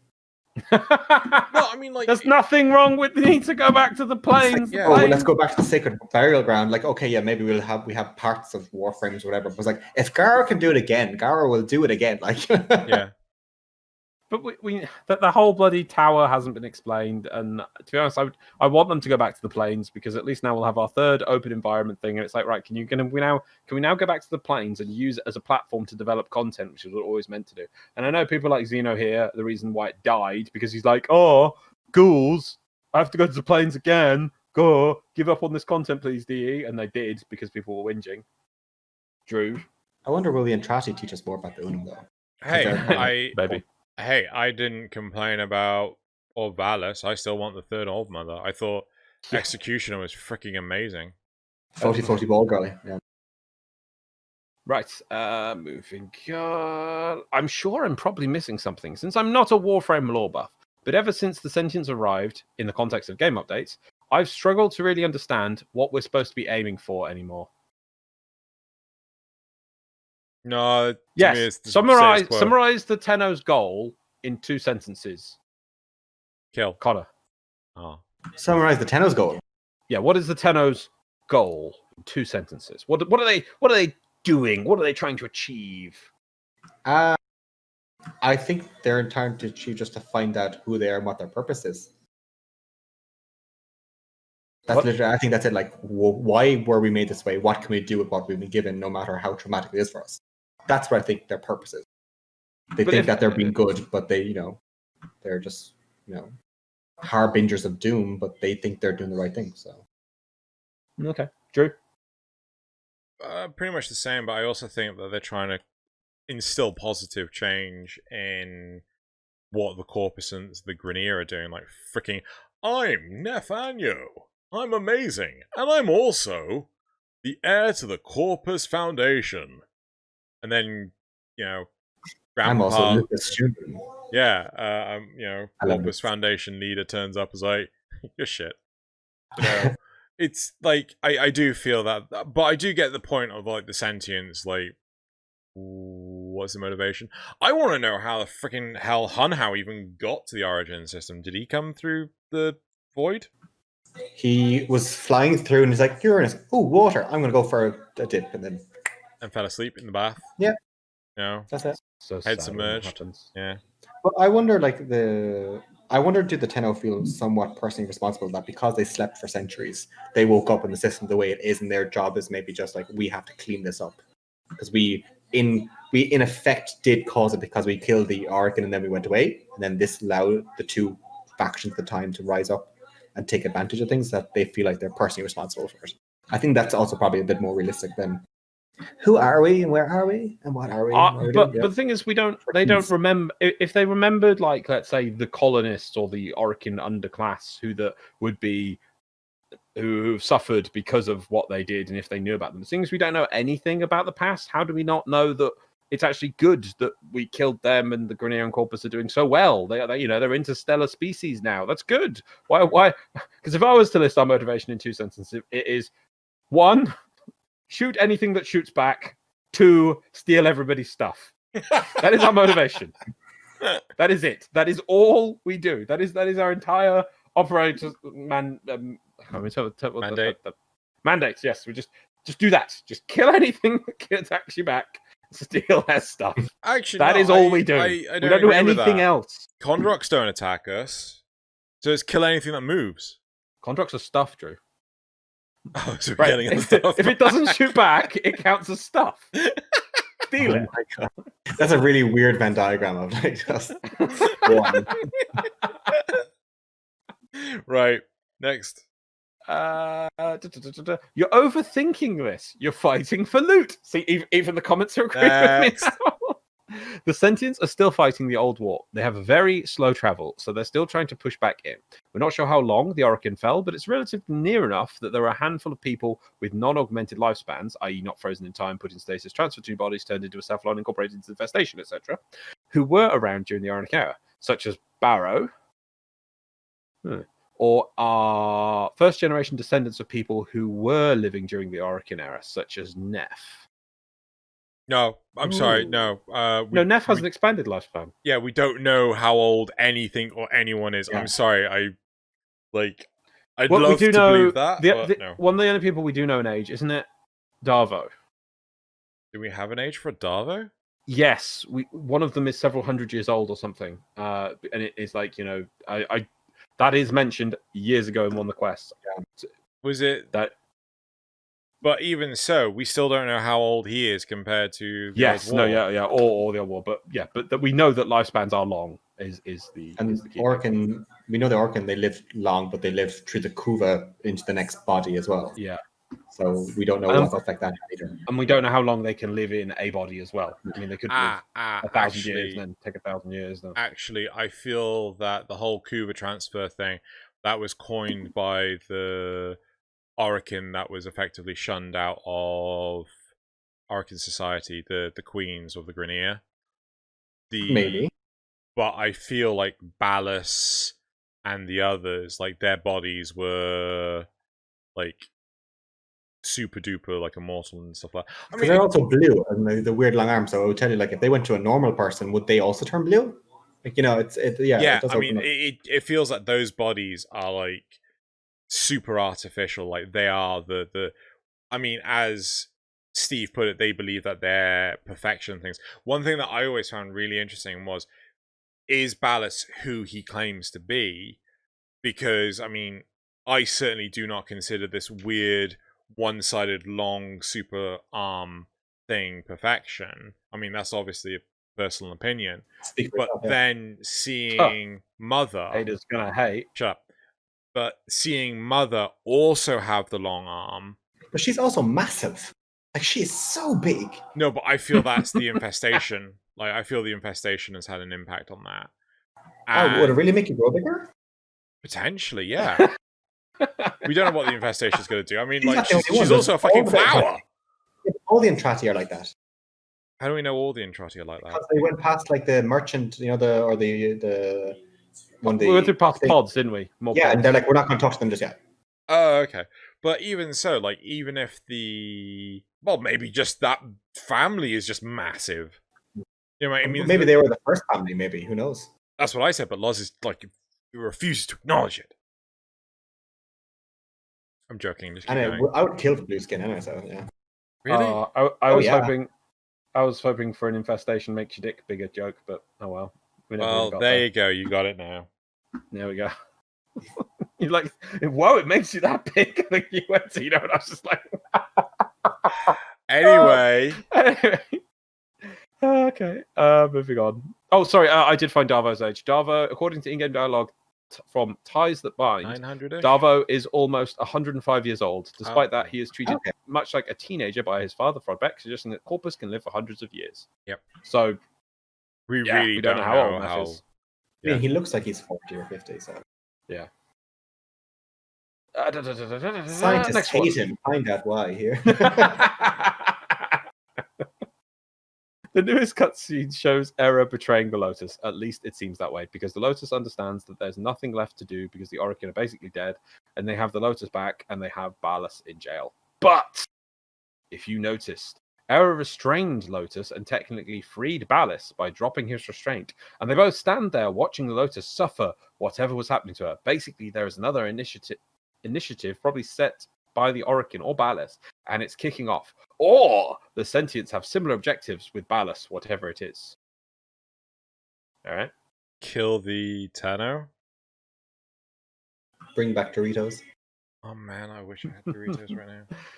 There was this thing called the New War that was supposed to be going on, but it seems like DE got bored of the idea and moved on to Plains of Deimos instead. No, that's unfair. Yeah. It's I'll move on this one, then people can add to it if they think. So my understanding of what's going on is that they were trying to juggle too many things at once. They've been trying to do Railjack for ages. They were trying to do more cinematic quests for ages. They also have Plains of Divinity where they want to go in the back pocket, and they were trying to juggle all these things. And I think my understanding is that they tried to do them all together in a joint thing, and then one progressed more than the other, and then they needed to get some content on, so they chopped out Railjack, and they released Railjack, and then they're trying to do this war, and they're like, okay, we need to get some content out. So what we'll do is we'll just salami this quest up a bit, and then just get a little bit off as we can. We'll finish it at some point, and it's just like, well, we're trying to build that, and then, oh, no, there's a new idea. And then they were like, right, okay, TennoCon's coming, we need to know what can we build this year, because people need content. Hey, how about we make a quick open world? They had to work from home remotely as well, which is not, you can, like, that does have a big impact on working in tech. Yeah, especially for the cinematic quest, because it means they do not have access to their studio. No, mocap. Specifically the mocap. Yes, right, the mocap. Yeah, and from someone who knows doing cool cutscenes where things happen with people without mocap takes a lot longer if you want to do it. The way that I'm just kind of getting through this, I imagine the whole sentient thing as like a cast of Real Housewives. So every time we meet a new sentient, it's like, I'm not here to make friends. I'm like, okay, and it's like, come back to me in 3 seasons. You know, that's kind of I think we have to wait. Like, you know, if you don't know, like, working from home in the pandemic although production is generally pretty good, it's just that it's not easy. Like, you're not talking to people. You can't go to people's desk. You have to read messages and get, you know, it's not ideal. So I was impressed by what they showed and what they've been working on from home. It is quite a good bit. But we just have to wait. Like, realistically, we don't know when working from home will stop. You know, over in Sweden, they're saying here, like, they're recommending till Christmas, even though you can technically go back to work from the end of this month. But Christmas is what they're recommending to stay at home and work from. So who knows what's going to be out for them. I mean, obviously, I'm not a virologist, but I would say if there isn't, depends what model you're sort of looking at, but if you go on a widely accepted one, which would probably be the Spanish flu of what that was modeled around, the summer was a low, which is what we've seen. It started in March with a first peak, but then it was the October, November into December period where there was the big, massive peak. So if we don't see any uptake in numbers, then expect to end probably by December. If we do start seeing a peak, there would then be a decrease actually over December, January is when it drops off again. But then you get another peak in February, March, and then that's the last peak. I think like it also depends on what you're like. If you're doing anything art related, like 3D modeling, concept, whatever, you're probably okay working from home. There's probably no difference there. You know, it's probably the tech and that kind of stuff makes it trickier. I gotta say, like, I don't know about you, Connor, but my job it adapted really, really easily to the whole working remotely thing. People are able to just like call each other out. Like we use Slack, otherwise known as Business Discord, all the time. And if you need to talk to someone, oh, I need your support to do this, they just like call you up or whatever, or they throw together a Google Meet. And like honestly, I've managed to get quite a lot done during this period. I mean, the only difficulty for me, I suppose, is trying to convey to some people like how I work within the company, but at the same time, like that's nothing unusual. Right, was that the last reply, Loz? Okay, are we good to go on to the graphs? Let's do last week's graphs. Last week's graphs. So Connor, you should be able to see that in the. Yeah. I now know why I can smell damp. It's because bloody bottom of my shoes, isn't it? Freaking. Xeno, you meant to give me these graphs in terms of potatoes. In terms of potatoes, well, one potato, two potatoes. Like the topic is this. So out of this Manny, this Manny said this. Right, okay. Anyway, so we're just covering up everyone here What? with the graph. What? Why would My you face is fine. I was the guest. Fine, I'll move. I'll put the graph behind us then. That's Happy? I'm fine. Let's see how far I need to go. Right, happy now? Graph's behind you. It's not centered. What do you mean it's not centered? It is centered. Oh, I can just watch the stream. No, and the top aligned. What? Should have been the center of the screen. As in, should you? No. No, like Because the graph. Vertically and horizontal. No, because like, no! Oh my god, stop making this harder. Right, so the first graph, thank you, Connor, is should there be Arcwing in Deimos? Right? 13% of people said, 30 people responded. People, you should be voting on the cards. Why aren't you voting on the cards? 30 people. Well, in case they don't know how to vote on the cards, what they need to do is going into the description of this video, in which they'll find a link to a Google page. On there, you can fill in all the things about these questions, which used to be graphs. Sorry, it used to be cards on YouTube. And then YouTube hated us because we used their thing. And then they took it away from us. So now we have to make you use a link in the description. Right. So sorry. So 13% of people said that they didn't care. 33% said, yes, you should be able to use Arcwing in Deimos. And 53% said, no! Connor, where do you land in this? I land with no. Should not be able to use it. How do you feel about Arcwing in Orvalis? Yes. Really? Because it's large and it's open from like the ground up, where Deimos has lots of overarching branches and trees, and it's quite smaller, and there's going to be a lot of caverns. So to me, like, it makes no sense to have Arcwing. Cool. Unless it's like a battle with the two snake things, maybe yes. But otherwise, right. Loz, do you have anything you want to add? Don't want Arcwing. Okay. Number Which 2. is very sad, but it's a sentence I never want to say, but I have to say it. Okay. Number 2. Should you be able to own an infested K-Tribe, otherwise known as a Velocipede? I think that's how you spell it, right? Is it Oh. I thought it was Velocipede. What? Velocipede or Velocipod? Velocipod. Whatever. Right.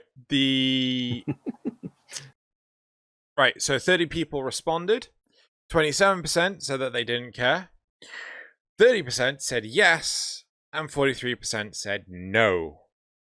I don't know, where do you fall in this? No. Loz? No. Good man. Right. It's not a domesticated animal. We can't just take animals out of their nature, and that's basically Tiger King. I'm not Tiger King. I've not actually watched that. So good. Oh, you have to watch it. Fine. You won't believe it. That's everyone's understanding of it. Right. The third card. the third card is, should you be able to own a necromech? Apparently it's necra, not necro, right? Should you be able to own a space marine? A space marine. But No one voted no. Right? what's wrong with you? 3% said yes, but not customizable. Okay. 14% said they don't care. And 83% said yes. 29 people voted. Sorry, my bad. Titanfall in 5, 4, Oh my god. 3. Like, I know bueno. Wait, have you either of you even played Titanfall? Oh. Oh, so when I make it, do you even understand what I mean by that? Yes. I The know Titan the falls from the sky, Loz. Yeah. It's in the name! It's like, I'll just call in this giant mech. What do you do? But, like, would you be even able to use them in any other missions? I don't think you would. No. So you'd, I have this amazing, what's it called, kit gun. It is amazing, but I can only use it in this one environment, in the entirety of the star chart. Don't worry, I go there frequently. Tumbleweed blows by. That's why I'm yes and customizable, but not tied to master rank. Reason on that? Wait. Sorry. Can I confirm? You say not tied to mastery rank as in it doesn't Yes. give mastery rank? No. I think that you can customize it with different weapons or whatever, but I think it should not be tied to master rank since you only can use it in one location. Right, so it doesn't generate mastery. That's fair. Exactly. Oh, I think when we say own it, by the way, is that you can use it on the other open worlds. 'Cause apparently, that some people said that has been confirmed that you can use it elsewhere. I don't understand how, because it's Spathman. I told you, Necromech fall and Necra. Necromech. Anyway. It made sense in the demo because they voided into it and they brought it back to life. That's cool, but otherwise you can't use it inside a ship in the Corpus ships. If I saw some sort of reanimated skull thing come towards me, I'm like, nope, I'm not engaging. I'm going. I'm out. Right, cool. So the last... Yeah, that was 3, wasn't it? The fourth card was... Do you want to see a Corpus Lich... Sorry, do you want to see the Corpus Liches as Corpus Necromech hybrids? Yeah, so basically in last week's episode, we had a topic that was talking about the Corpus making their own Necromechs. And that actually stemmed from the idea. So that stemmed the idea between Loz and I of the Corpus making their own Necromechs, and they would be the Corpus Liches, effectively. Yeah. So they would just go, here is a proxy body, and here's a brain. I mean, thinking on this, I really think they've done a disservice to the Corpus in general from their original lore, because they were supposed to be, there was a religion and they worshipped the Orokin and they were all about hunting that technology and things, and that's what they wanted. And they focused so much on Alad V plot, which is kind of cool in itself, that he's always trying to find other things to fuse into technology. He had the Mutalist plan with Infested, and then he's had the Sentient plan with his amalgams. And both those things are fine for Alad, but because the plot focuses so much on Alad, you'd almost believe the Corpus want to use anything, but it's just Alad that does that. It's supposed to be just Alad. So I would like to see a going back to, oh, look, here's some new Orokin technology that's been discovered, and the Corpus go, just buy it, use it, send it out, I would like to see that, because I mean that's what the Fusion Moa was supposed to be. Was a more Orokin technology thing compared to the Moa, and the Moa was their design from that or something. Yeah. So I want to see them go back to that. Yeah. Anywho, going back to the card, Yep. 30 people responded. 20% said that they didn't care. 23% said no, and 57% said yes. Connor? No. To me, Why? that makes no sense. To me, the Corpus Liches would be more towards what we're seeing in the Corpus Granum or the Pavus Granum, like they're void corrupted or void. No! They've got to be proxies. No. The Corpus Necromechs makes no sense to me. Why not? Because it could be it makes sense because if if it's gonna be in the lich system, gaming up, I know you've got to have something that you can kill that improves. So if it is built off of the Ambulous AI sort of thing, it sends out a thing to kill you. You kill it, and then it learns to the next one, so it gets stronger. And that's how you it doesn't have to be Kuva based of how you kill it at a mystical space thing. It teleports away and then gets stronger from it. It's like just a robot, and you killed it, but it goes, I learned from this, and I'll get another one. And it'll be better than the next one. It'll be rocket pods on the sides. It could do that kind of thing. That's cool. But I don't get why would you just do necromechs and hybrids? Like they could just be cool proxies that are, Oh yeah, no, that's what we meant by hybrids. They would be how they would explain of how they made this technological jump is they took the necromech design, mashed it into proxies. So it'd be primarily a proxy with a bit of necromech in there, just to be like, oh yes, it wouldn't look like a necromech, it'd be a proxy. But I would still prefer Orokin and the Void with Corpus robots. That they're they're using Orokin technology with the Void tears and Void whatever. No Void. Do you mean the Spectres? Similar-esque, but still they can float maybe between that Spectre and whatever physical mode. That they're not fully right. The Void has done something to them, so that's why they're aggressive. They're kind of whatever. That's what I would like to see more than. I think necromech should be left alone. I guess you could say they're a time splinter, and that's why they keep coming back, because they're you fight. Void is everywhere and nowhere. Yeah, and you fight one, you kill that one, but then another echo of a different time point comes to kill you, and then exactly. See, right. And the very last card, just to glaze over it. How do you feel about last week's episode of 10 o'clock with its structure? 3% said negative, 27% said neutral/don't care, and 70% said positive. So I think we are certainly going to be... Just let Connor know, when we pitched this idea about moving most of the things to the end of the episode, everyone was like, no, don't change anything.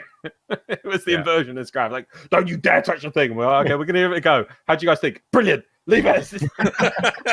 Pretty much. Right. Yeah, feedback. Neutral is also good, so... Yep. So, right, that's it for the graphs. And what do we do now? What was next on the list? Is it Patreon questions? Yes, it is. I'm totally not buying for time to put in the time in the clock and then get it open. There we are. Karen Nasser says, are you interested in appearing in another podcast like Trainwreck? What's Trainwreck? What is Trainwreck?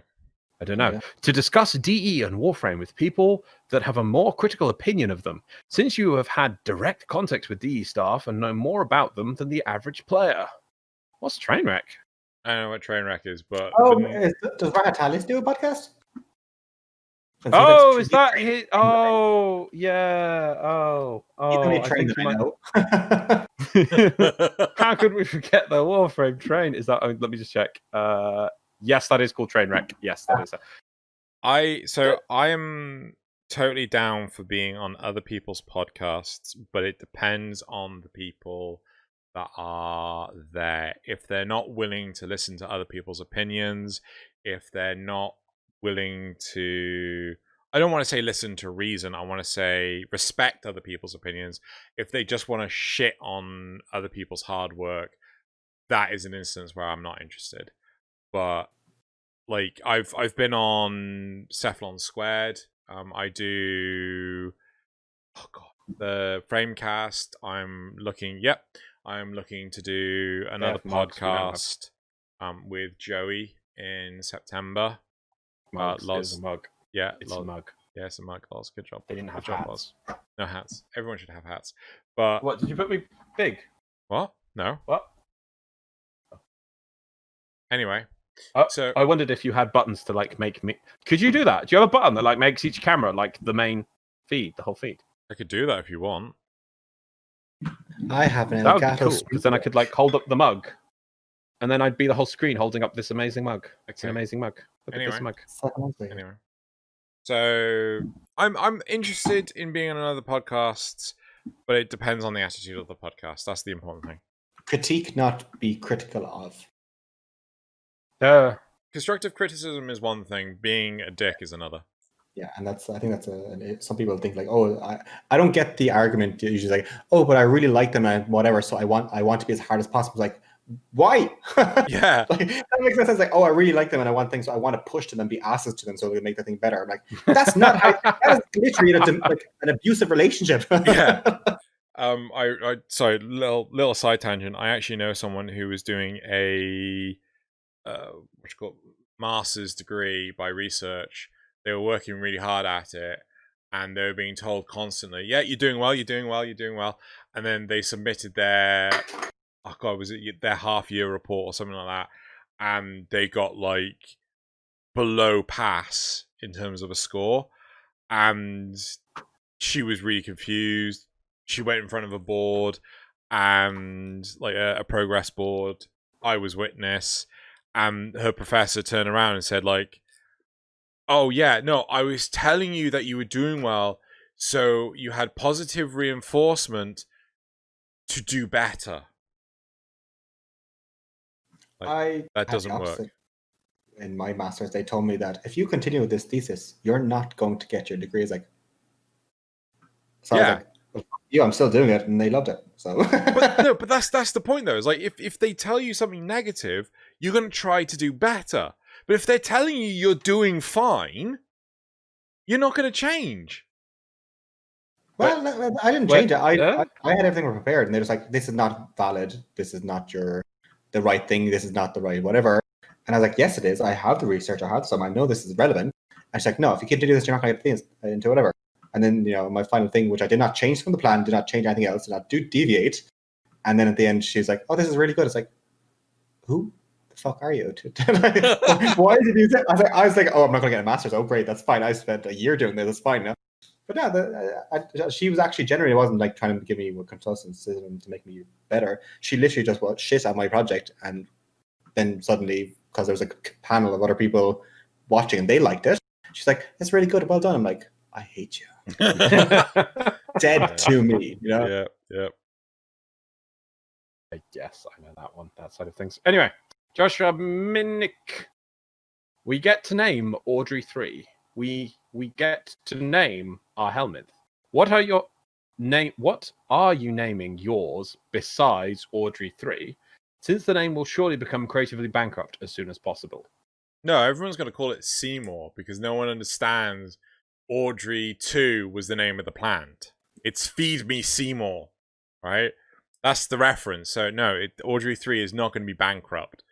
No one's going to play name Audrey 3. But the helmets, I will name Joey, Zero, and... Helmets? Yeah, because you got the 2 new dogs, haven't you? You got the wolf dog and the big fat... No, Drew, I think they're saying you can name the mouth. You name the mouth. The other one is just the skin. Their skins are there. Sorry. I thought they were actually talking about the mouth and the... Okay, cool. Yeah, sorry, just Audrey 3. Actually, no, I'll call it Joey Zero. What? Connor? I'm going to call mine Zavirax. Zavirax? The lips look like I get cold sores. So that's what I see when I see it's cold sore. Oh my god. That's a British and Ireland thing. I don't know what they call it in America, the cold sore cream. But Zavirax. Oh my god. Joshua Minnick also says, "Can has double memes this week, Loz?" Yeah, Loz! No. Everyone keep asking. They do. There's so many comments. It's just like, Loz, can we have double memes? Reply, no, you cannot. Yeah, we get our memes from the Meme Frame subreddit. They make some very good memes. You will be seeing them in a minute. I pick 6. Loz, you get 6. Loz no promised. 6. Loz promised double memes, and he never delivered. Don't ever remember promising double memes. Zvoogle, it's up to you. Go find the instance of 10 o'clock where he promised double memes. Okay, anyway, we'll get to the normal memes in a minute. Nick Evans, given that DE Steve has been playing lots of Ghost of Tsushima, how likely are we to get a Fall Guys Battle Royale minigame in Warframe? Oh my god, Necromech Battle Royale would be great. PvP. Yeah, PvP, but Necromechs. Do not want. I do think PvP for Warframe in some sort of set, because they can't do it with the Warframes, they can't do it with the operators. And if they put it in something grounded, like what we've seen in the past, if you play Corpus versus Grineer and you get to pick a side, you get Corpus, you're Grineer this time, it could work. And I think maybe a Battle Royale for Necromex would be interesting. I think it would. But as for Fall Guys, no. I think they've learned their lesson with Lunaro. I love Lunaro. I don't know if I do. No, but the engine can't cope. Don't get me wrong. It's the engine can't cope, and it's the connection because it's peer-to-peer. Right? I love Lunaro. I want them to do. I wish they did more. Lunaro needed support. It was a really fun game mode, but it needed leagues. It needed weekly resets of things. It needed servers. It needed dedicated servers, and with that, it could have been amazing. But instead, it couldn't work while also doing the way the rest of the game works. You just couldn't have both. I would love the Lua spy missions. How a lot of them are obstacle based. Yeah, that's what I would love for PvP. It's how many people get to the end or stuff. I would actually like it. You know how Loz has proposed the whole Corpus or Grineer thing. Did you ever play multiplayer Splinter Cell? It's either 2 or 3. I think that was made before I was born. You're not that young, right? But the big thing was, like, I think 2 of you were spies, like Sam Fisher, whereas the rest of the players, like 5 or 6 of them, were sort of like guards or soldiers or whatever. They couldn't do any of the crazy acrobatics that, say, the Warframes could do. So you actually play as a heavy gunner or a bombard or a warden, yeah. And you've got to catch the Warframes. You've got to deal with it. Yeah, maybe you could be like the Gustrug 3, the Gustrug 4 or whatever. Sure. But I really think that is the sort of direction that asymmetrical PvP that would fit within Warframe would work. That is how I really think, yeah. Loz like, no, Battle Royale. Also asymmetrical missions like, the survival and raid mirrored.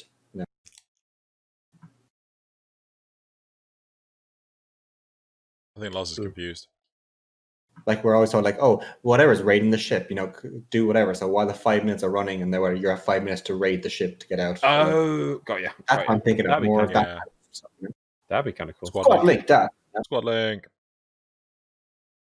On behalf, also from Nick Evans, on behalf of all the salty ones in your Discord, one of them in particular, will Loz help Xeno to try and experience the build challenges posted by his fans? Oh my god! Or should we just keep bullying Xeno about his other ongoing projects more? The ongoing build projects, challenges? But bully me about the other projects more. Build challenges? So a while ago, I tried a series where it's like people proposed build challenges where they give me a shit build, and then like WWE style, I would shit on how not difficult their challenge was and just completely decimate it and things like this. It was all like entirely faked or whatever, but it's a lot of video editing work, so on and so forth. I can do it, but I need to up the goal for Patreon because I don't have the time to edit this stuff. I haven't edited one of my videos in months. Fair enough. I think just keep pestering him. I assume the other ongoing project is TTL and Frog Frame Squad, which will never get finished. Then we move on. Fuck you. Zerugel says, how many of your Operons have you leveled? 2 regular ones and 2 primes. 2 regular ones and 2 primes. Okay. 2 normal ones. Zerugel, last question from Zerugel. When was Former and Reactor/Catalyst changed into a 23-hour build time? Did you know about that? Yes, it was a while ago. I'm pretty sure it was a few years ago. Many moons. Because a lot of the problems with it were people...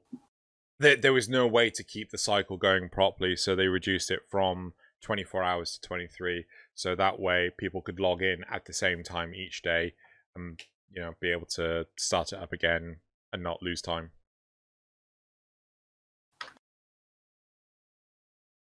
Was Connor going to say something there? No, I'm just very tired. Okay, cool. Right, moving on quickly to some community response from last episode. T.Y. Thomas. Oh, I don't know about anyone else, but I love to listen to these podcasts. Thank you. Ew. Strange people. Trex Paddock. Any war? Yeah, so I love that we've got Connor, and I did check this one. I love that we've got Connor. What? Right, perfect timing. Trex Paddock. Any Warframe creator list that doesn't include y'all is no creator list at all. Grrr! It's fine. We'll get on it at some point. Includes y'all? Yeah, no, because we didn't get in the first wave of content creators, so we're not able to start the Plat giveaway stuff again. Have you applied? Are you going to apply? Yeah, but I'm seeking some position that I probably won't get in. Why? You're so pretty. I don't know, because I saw today that Shull, they said no to Shull.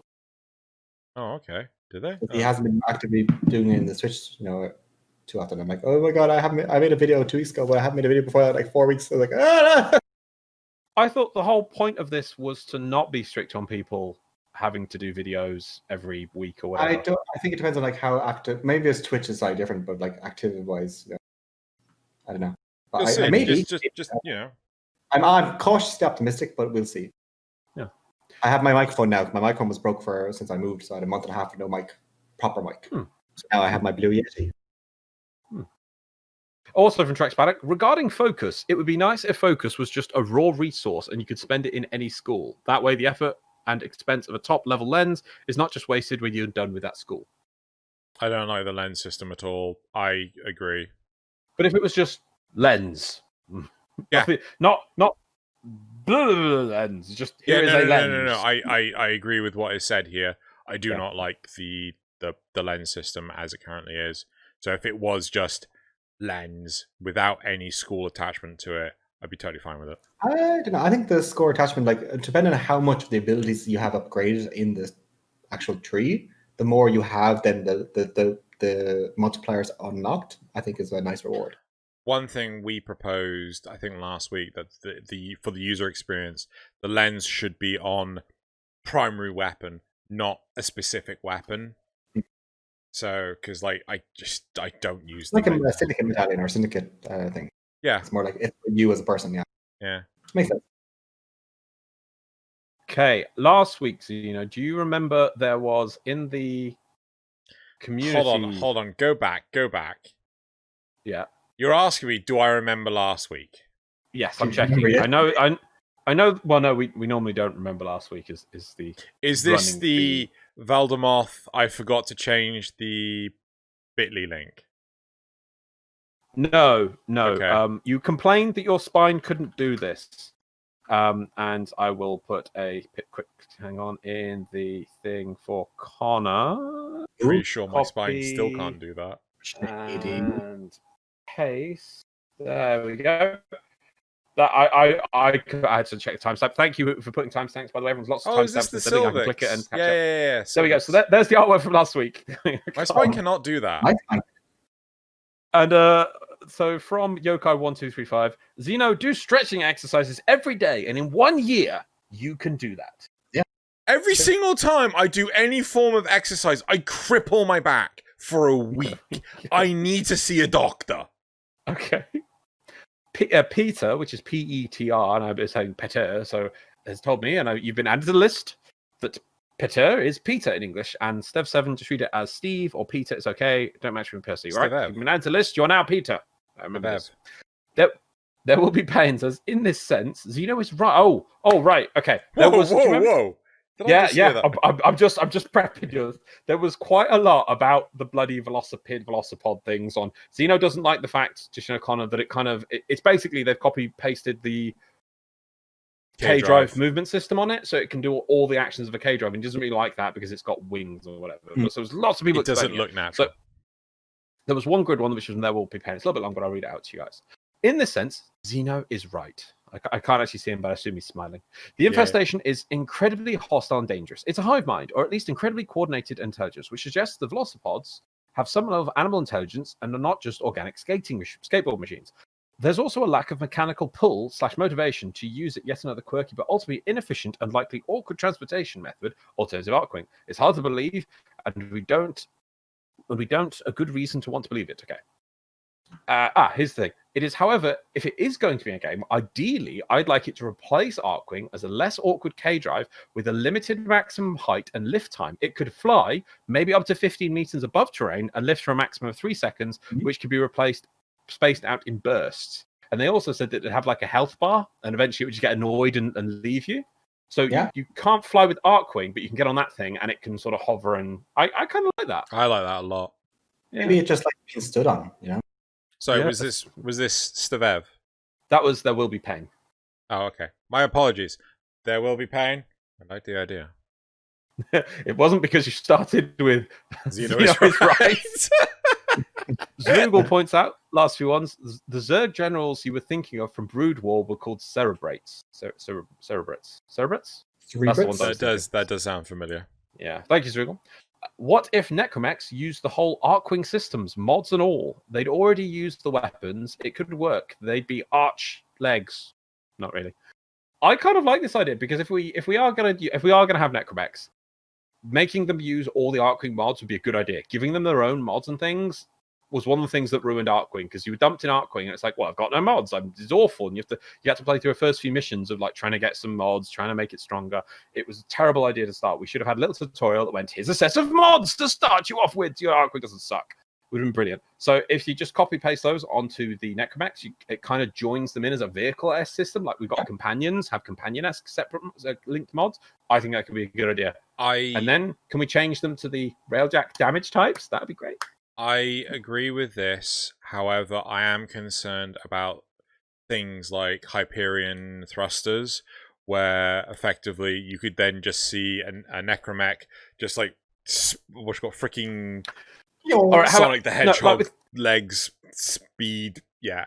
How about a lot of them are shared, but some of them are unique, like companions? What I'm thinking more is maybe the base statistics, like space stats, are what heavily influences those things. So, like, you know, the Necromechs are like really slow. Typically, they trudge. They have no ability to sprint or anything like that. And then things like Hyperion thrusters make them move at like a more normal speed, like a jog or a run or something. I don't know. That makes it an essential mod. I'd rather make it that some mods just, I mean, they don't have thrusters. Just, you know, because it's like you can't put, what's that freezing aura on Sentinels? You can't put that on your Kubro, but you can use certain mods across them. So but they can sprint, yeah, because you see in the thing where she's like, whoop, and then they're kind of flowing down.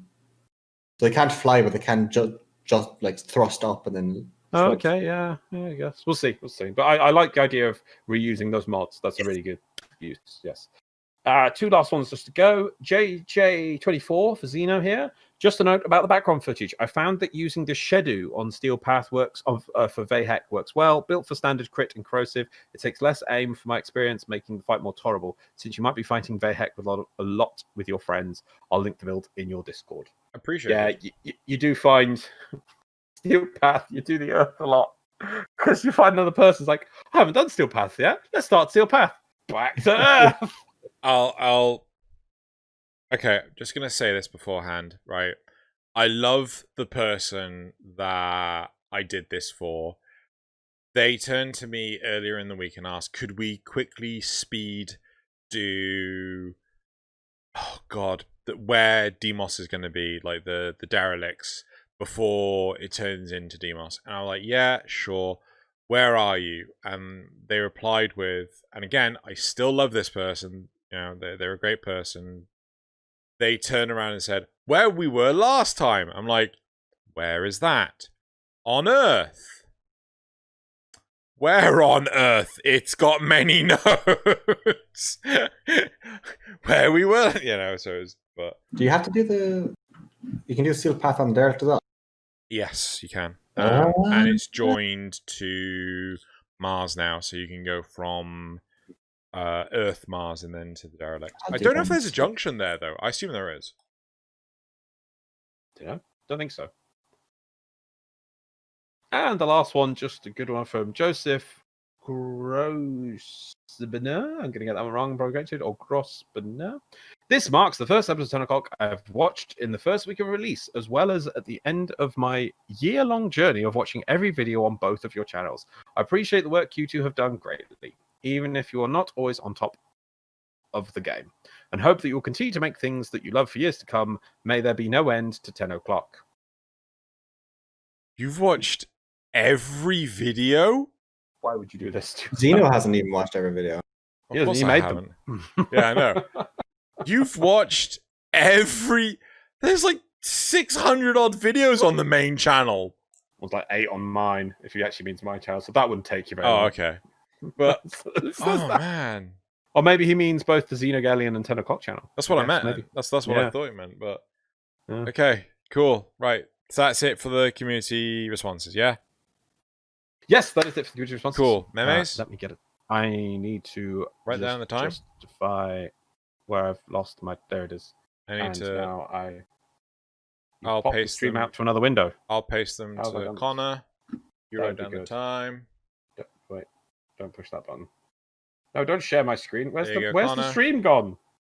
Oh, it's over there. Why is Loz it over has there? lost the stream. Don't cross the streams. Don't cross the stream. Right, yep. Memes! Hold on, I need to do this I backwards. got my memes still. Where did I put them? Yeah, I put them over there. That one. That one. That one. Yes. That one. So, That one. you ready? No, I think I just opened them backwards. Yeah, I did. Good job. Right, I'm good to go. Okay. So, just so everyone knows, They've not what we do- updated. There, your end. I've not got. Have you put them in Dropbox? Yeah. Hang on, maybe my. These memes are very good. I should double check this. Hang on. Let me just check. Did you turn on Dropbox? I think Dropbox had itself turned off. Did it crash? Wait, stop updating. Yeah, I think it did. Technical difficulties. This gives us a Yeah, good that time. one. That one's not. That's not a common one, really. No.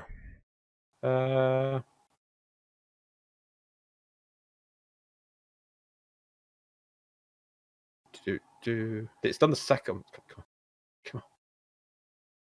Go the first one. Well, I'll explain why. So while we're waiting, if you ever First want to one's get done. some memes, it's not. Oh, it's now done. Hang on. If you ever want some memes, go to the meme frames that all these are from. We'll put a link in the description to the memes we have for this week, which goes straight to the subreddit if you want to go look at some memes. Ever bored, ever want to laugh about what frame, go on there. It is some really great stuff. A lot of people put a lot of effort in. And so I pick 6 of the top from the last week and put them on here. So first one on the screen now, Xeno. But everyone should double memes. Double memes laws. Right. First one. I'm not getting. You better. It's gonna be hard work to convince me to do double memes. I'll tell you that. Right, meme number 1, which is, it really do be like that. I love this meme. So Lotus hands you a thing. 2 hours survival, 5,000 credit cash. And the look on that guy. I know this is from an interview, but it works such a great meme format. This is the timeless meme format. Look at that, man. And it's so true. Why 5,000 credits after 2 hours? I've got to ask. A table would be, well, did they not think to put a table between them instead of having all that dead space? But then they'd have to socially distance from the table as well. And a table implies a power structure, Indeed, yes. This is you know? He's barrier. Okay, of communication, you see. moving forward. Second one. Meme number 2. Warframe community be like, Mom. It's so true, though. It is so true. Like, genuinely, I'm trying to restrict myself from not having an entire community shout out, like, series of just mum. Mother. I was exactly the same for the memes. I'm like, I'm having one of these. This is not what I'm having. Friendship has ended with Lotus. Yep. Friend is now mother. There was 2 of those that were different. It was ridiculous. Ready? All right, meme number 3. Nora Knight's favorite car. Tata lovelies. Oh, God. Also, because Xeno loves calling people lovelies as well. Yep. Meme number 4. A bit late on the Steel Path memes, but whatever. Player. Finally complete star chart. Teshin. Do it again. You know who that is, yeah? This is Aaron. Game Grumps, isn't it? Yeah, it's Aaron from Game Grumps. I don't know. I'm gonna have to find out exactly what it is because I want to know my meme, but I don't. I know It's going to be one of the 10-minute power hours. right. He looks just I don't know why. I want to know why he looks like that. But still, yep, totally true. Tashin makes you do it all again. Meme number 5. Oh, actually, I suppose. Actually, I just realised this is another one for the mum one, but oh well. Space stepmom better treat us as good as she sounds. DE, strange new character. Slap on a posh British accent. That is wrong. just the yes, the filmmaking 101. That is actually you could just Very true. There we go.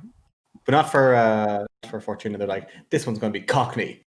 Oh no! They didn't follow the meme. And lastly, meme number 6. Helminth will leave a little flower for every eaten warframe. Operators. Operator, no! What have you lost your mind? Wait, is that true? Is he going to leave a flower for every warframe will have a unique color? So there's no point because like it'll only subsume like one ability and never anymore. So the person's like, I don't care, just take it off. So wait. If I give it 30 Oberons, will I have? Oh, that's lame. That's what the joke was. Does it have one flower per wolf? What is it? You can only have one for each warframe. Yeah, it's tight. Yeah, one base warframe will give a unique flower. But to be fair, that is what, like 44. There's 44 warframes, to be fair. Yeah. Zaku day 1 in. Right, those are hilarious. Right. There we go. That's the 6 memes of the week. Can we have the community shoutouts? Yes. Shout out. You write down the time. I'll give them to Connor. Ooh. Am I the community shoutout? Yes, you sensual. I made a meme once. Hmm? I made a meme once, a Warframe meme. Right. Oh, this is all artwork. It's all Xeno stuff. Shout out. Well, oh wow! I struggle with. Do not open the second one. Don't open the second one. Don't open the second one. Not yet. Okay, I'll do one at a time. Okay, you damn well do them right. Okay, mine are all. Not as yeah. Okay, cool. So the first community shout out is Mirage Prime by Cora. Mirage Prime is my second tied favorite Warframe. Who's your first? Frost Prime and Mirage Prime are my tied favorites. Okay. Oh. I'm not a main, but they're my most favorite. Right. Really? Frost Prime? Oh, Frost is my boy. That's interesting. Mm. Surprised you didn't go with like Avara or Avara Prime. Like I'm not just talking about aesthetics wise, but also just like my favorite Warframe. Oh, okay, fair enough. I love Mirage Prime. Cool. Right. Moving on to the second community shout out. Wait for it. I've got my eyes closed. Can I open them? Yeah.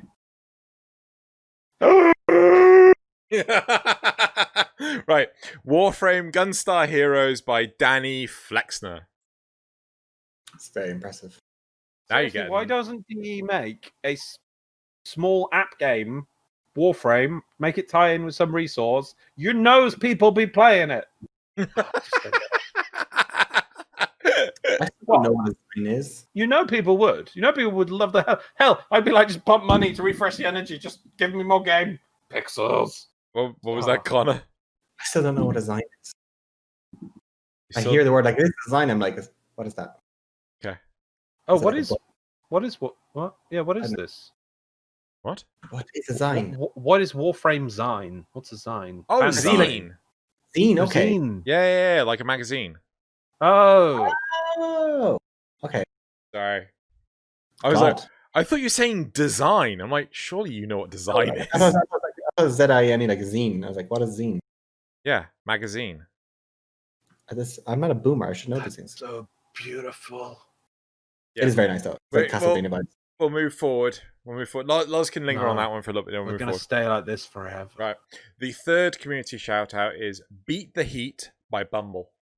Very chicken draws dogs aesthetic to this one. I actually really like this one.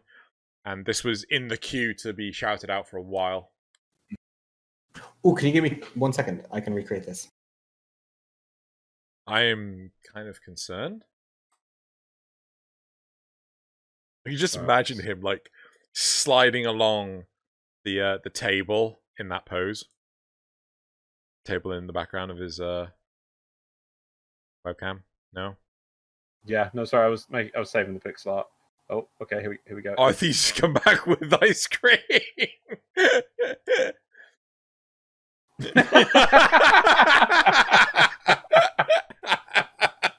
Yes. Right, I was just like, where the fuck is this going? Right, okay. The fourth community shout out is See You Next Year by Plickit Plickits. This is actually 2-part one. People are seeing the second part right now. Did you get it? Oh. I low key simp for Umbra. When he showed me his eyes, like, oh. Now, you would love the first image then. Yeah. For this is a 2-parter. First one is all like that eye. All right, moving on. The fifth community shout out is Cora Deluxe by Sakito Draws. It's just beautiful.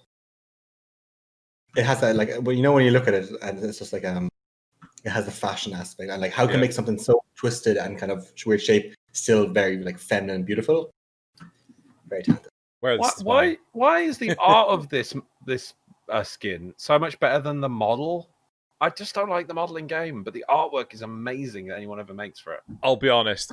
When I saw the model in game for the Hydroid Deluxe, I was just like, oh, I love Liger and Azuka's actual design, but the in-game model just looks like there's too many big block areas of one color.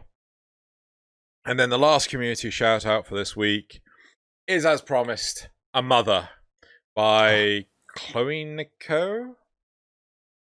Yeah, I think it's Chloe Nico. But yeah. Yep.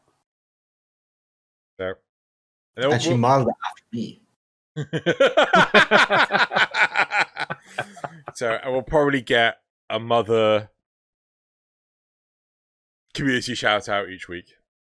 Because it'll probably last. Yeah, well, when it comes out, you know there'll be more. Every quote will be a meme. Yep. Right. So I just thought she was going to say she's about to say the F word. It's like fun. He's like functional. Oh my god, yeah. Actually, one thing I did not like that, like they were actually going to use our regular swears for Warframe swears, but I mean, it's neither here nor there. Are they going to, or they're not going to? No. That's what she was going to say. Fuck, right? But then the Cephalon, the Servo Skull turned around and said functional, right, to censor it out, and I didn't like that. Well, you don't know that she was going to say. Maybe she would have said another. No, she was going to. No, she was going to say, "Oh fuck." She was saying "wet meat." Anyway. Right. I do hate that kind of thing. It's like it does show it's cheap because but not only that, it's unnatural, right? If I'm gonna swear, I'm gonna finish the word. I'm not gonna be interrupted by it doesn't. And then you just say something else. It doesn't. I wouldn't stop. I would keep going. It doesn't make sense. Huh? Because you have a problem. Because I have a problem. Right. Okay. Cool. Should we sign off with my quote? Yep.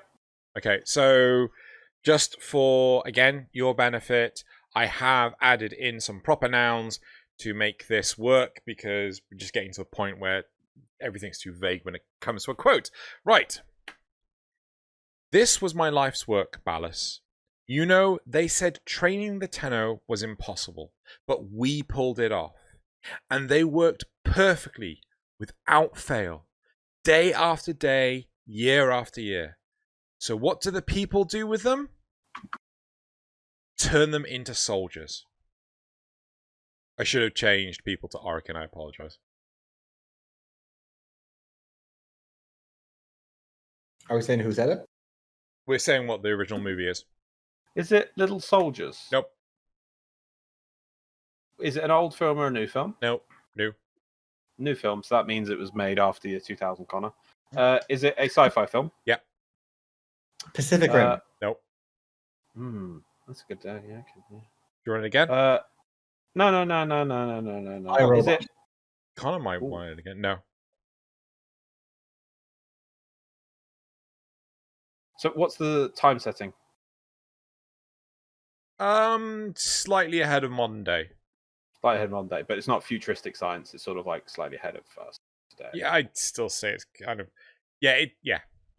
Closer to more modern science. Choppy? No. Oh, that's a good. Yeah, that's close. Yeah, that's kind of thing. Is it robots that we're talking about? Nope. Oh, it's just not robots. Okay. Yeah. Something where they're abusing and using something. Yep. Lion King. Nope. Oh, is it the island? Nope. Oh, Do you want to hear it again? let's Yeah. hear it one more time then. Yeah. Okay. I don't really watch sci-fi, but yes. Right. This is my life's work, Ballas.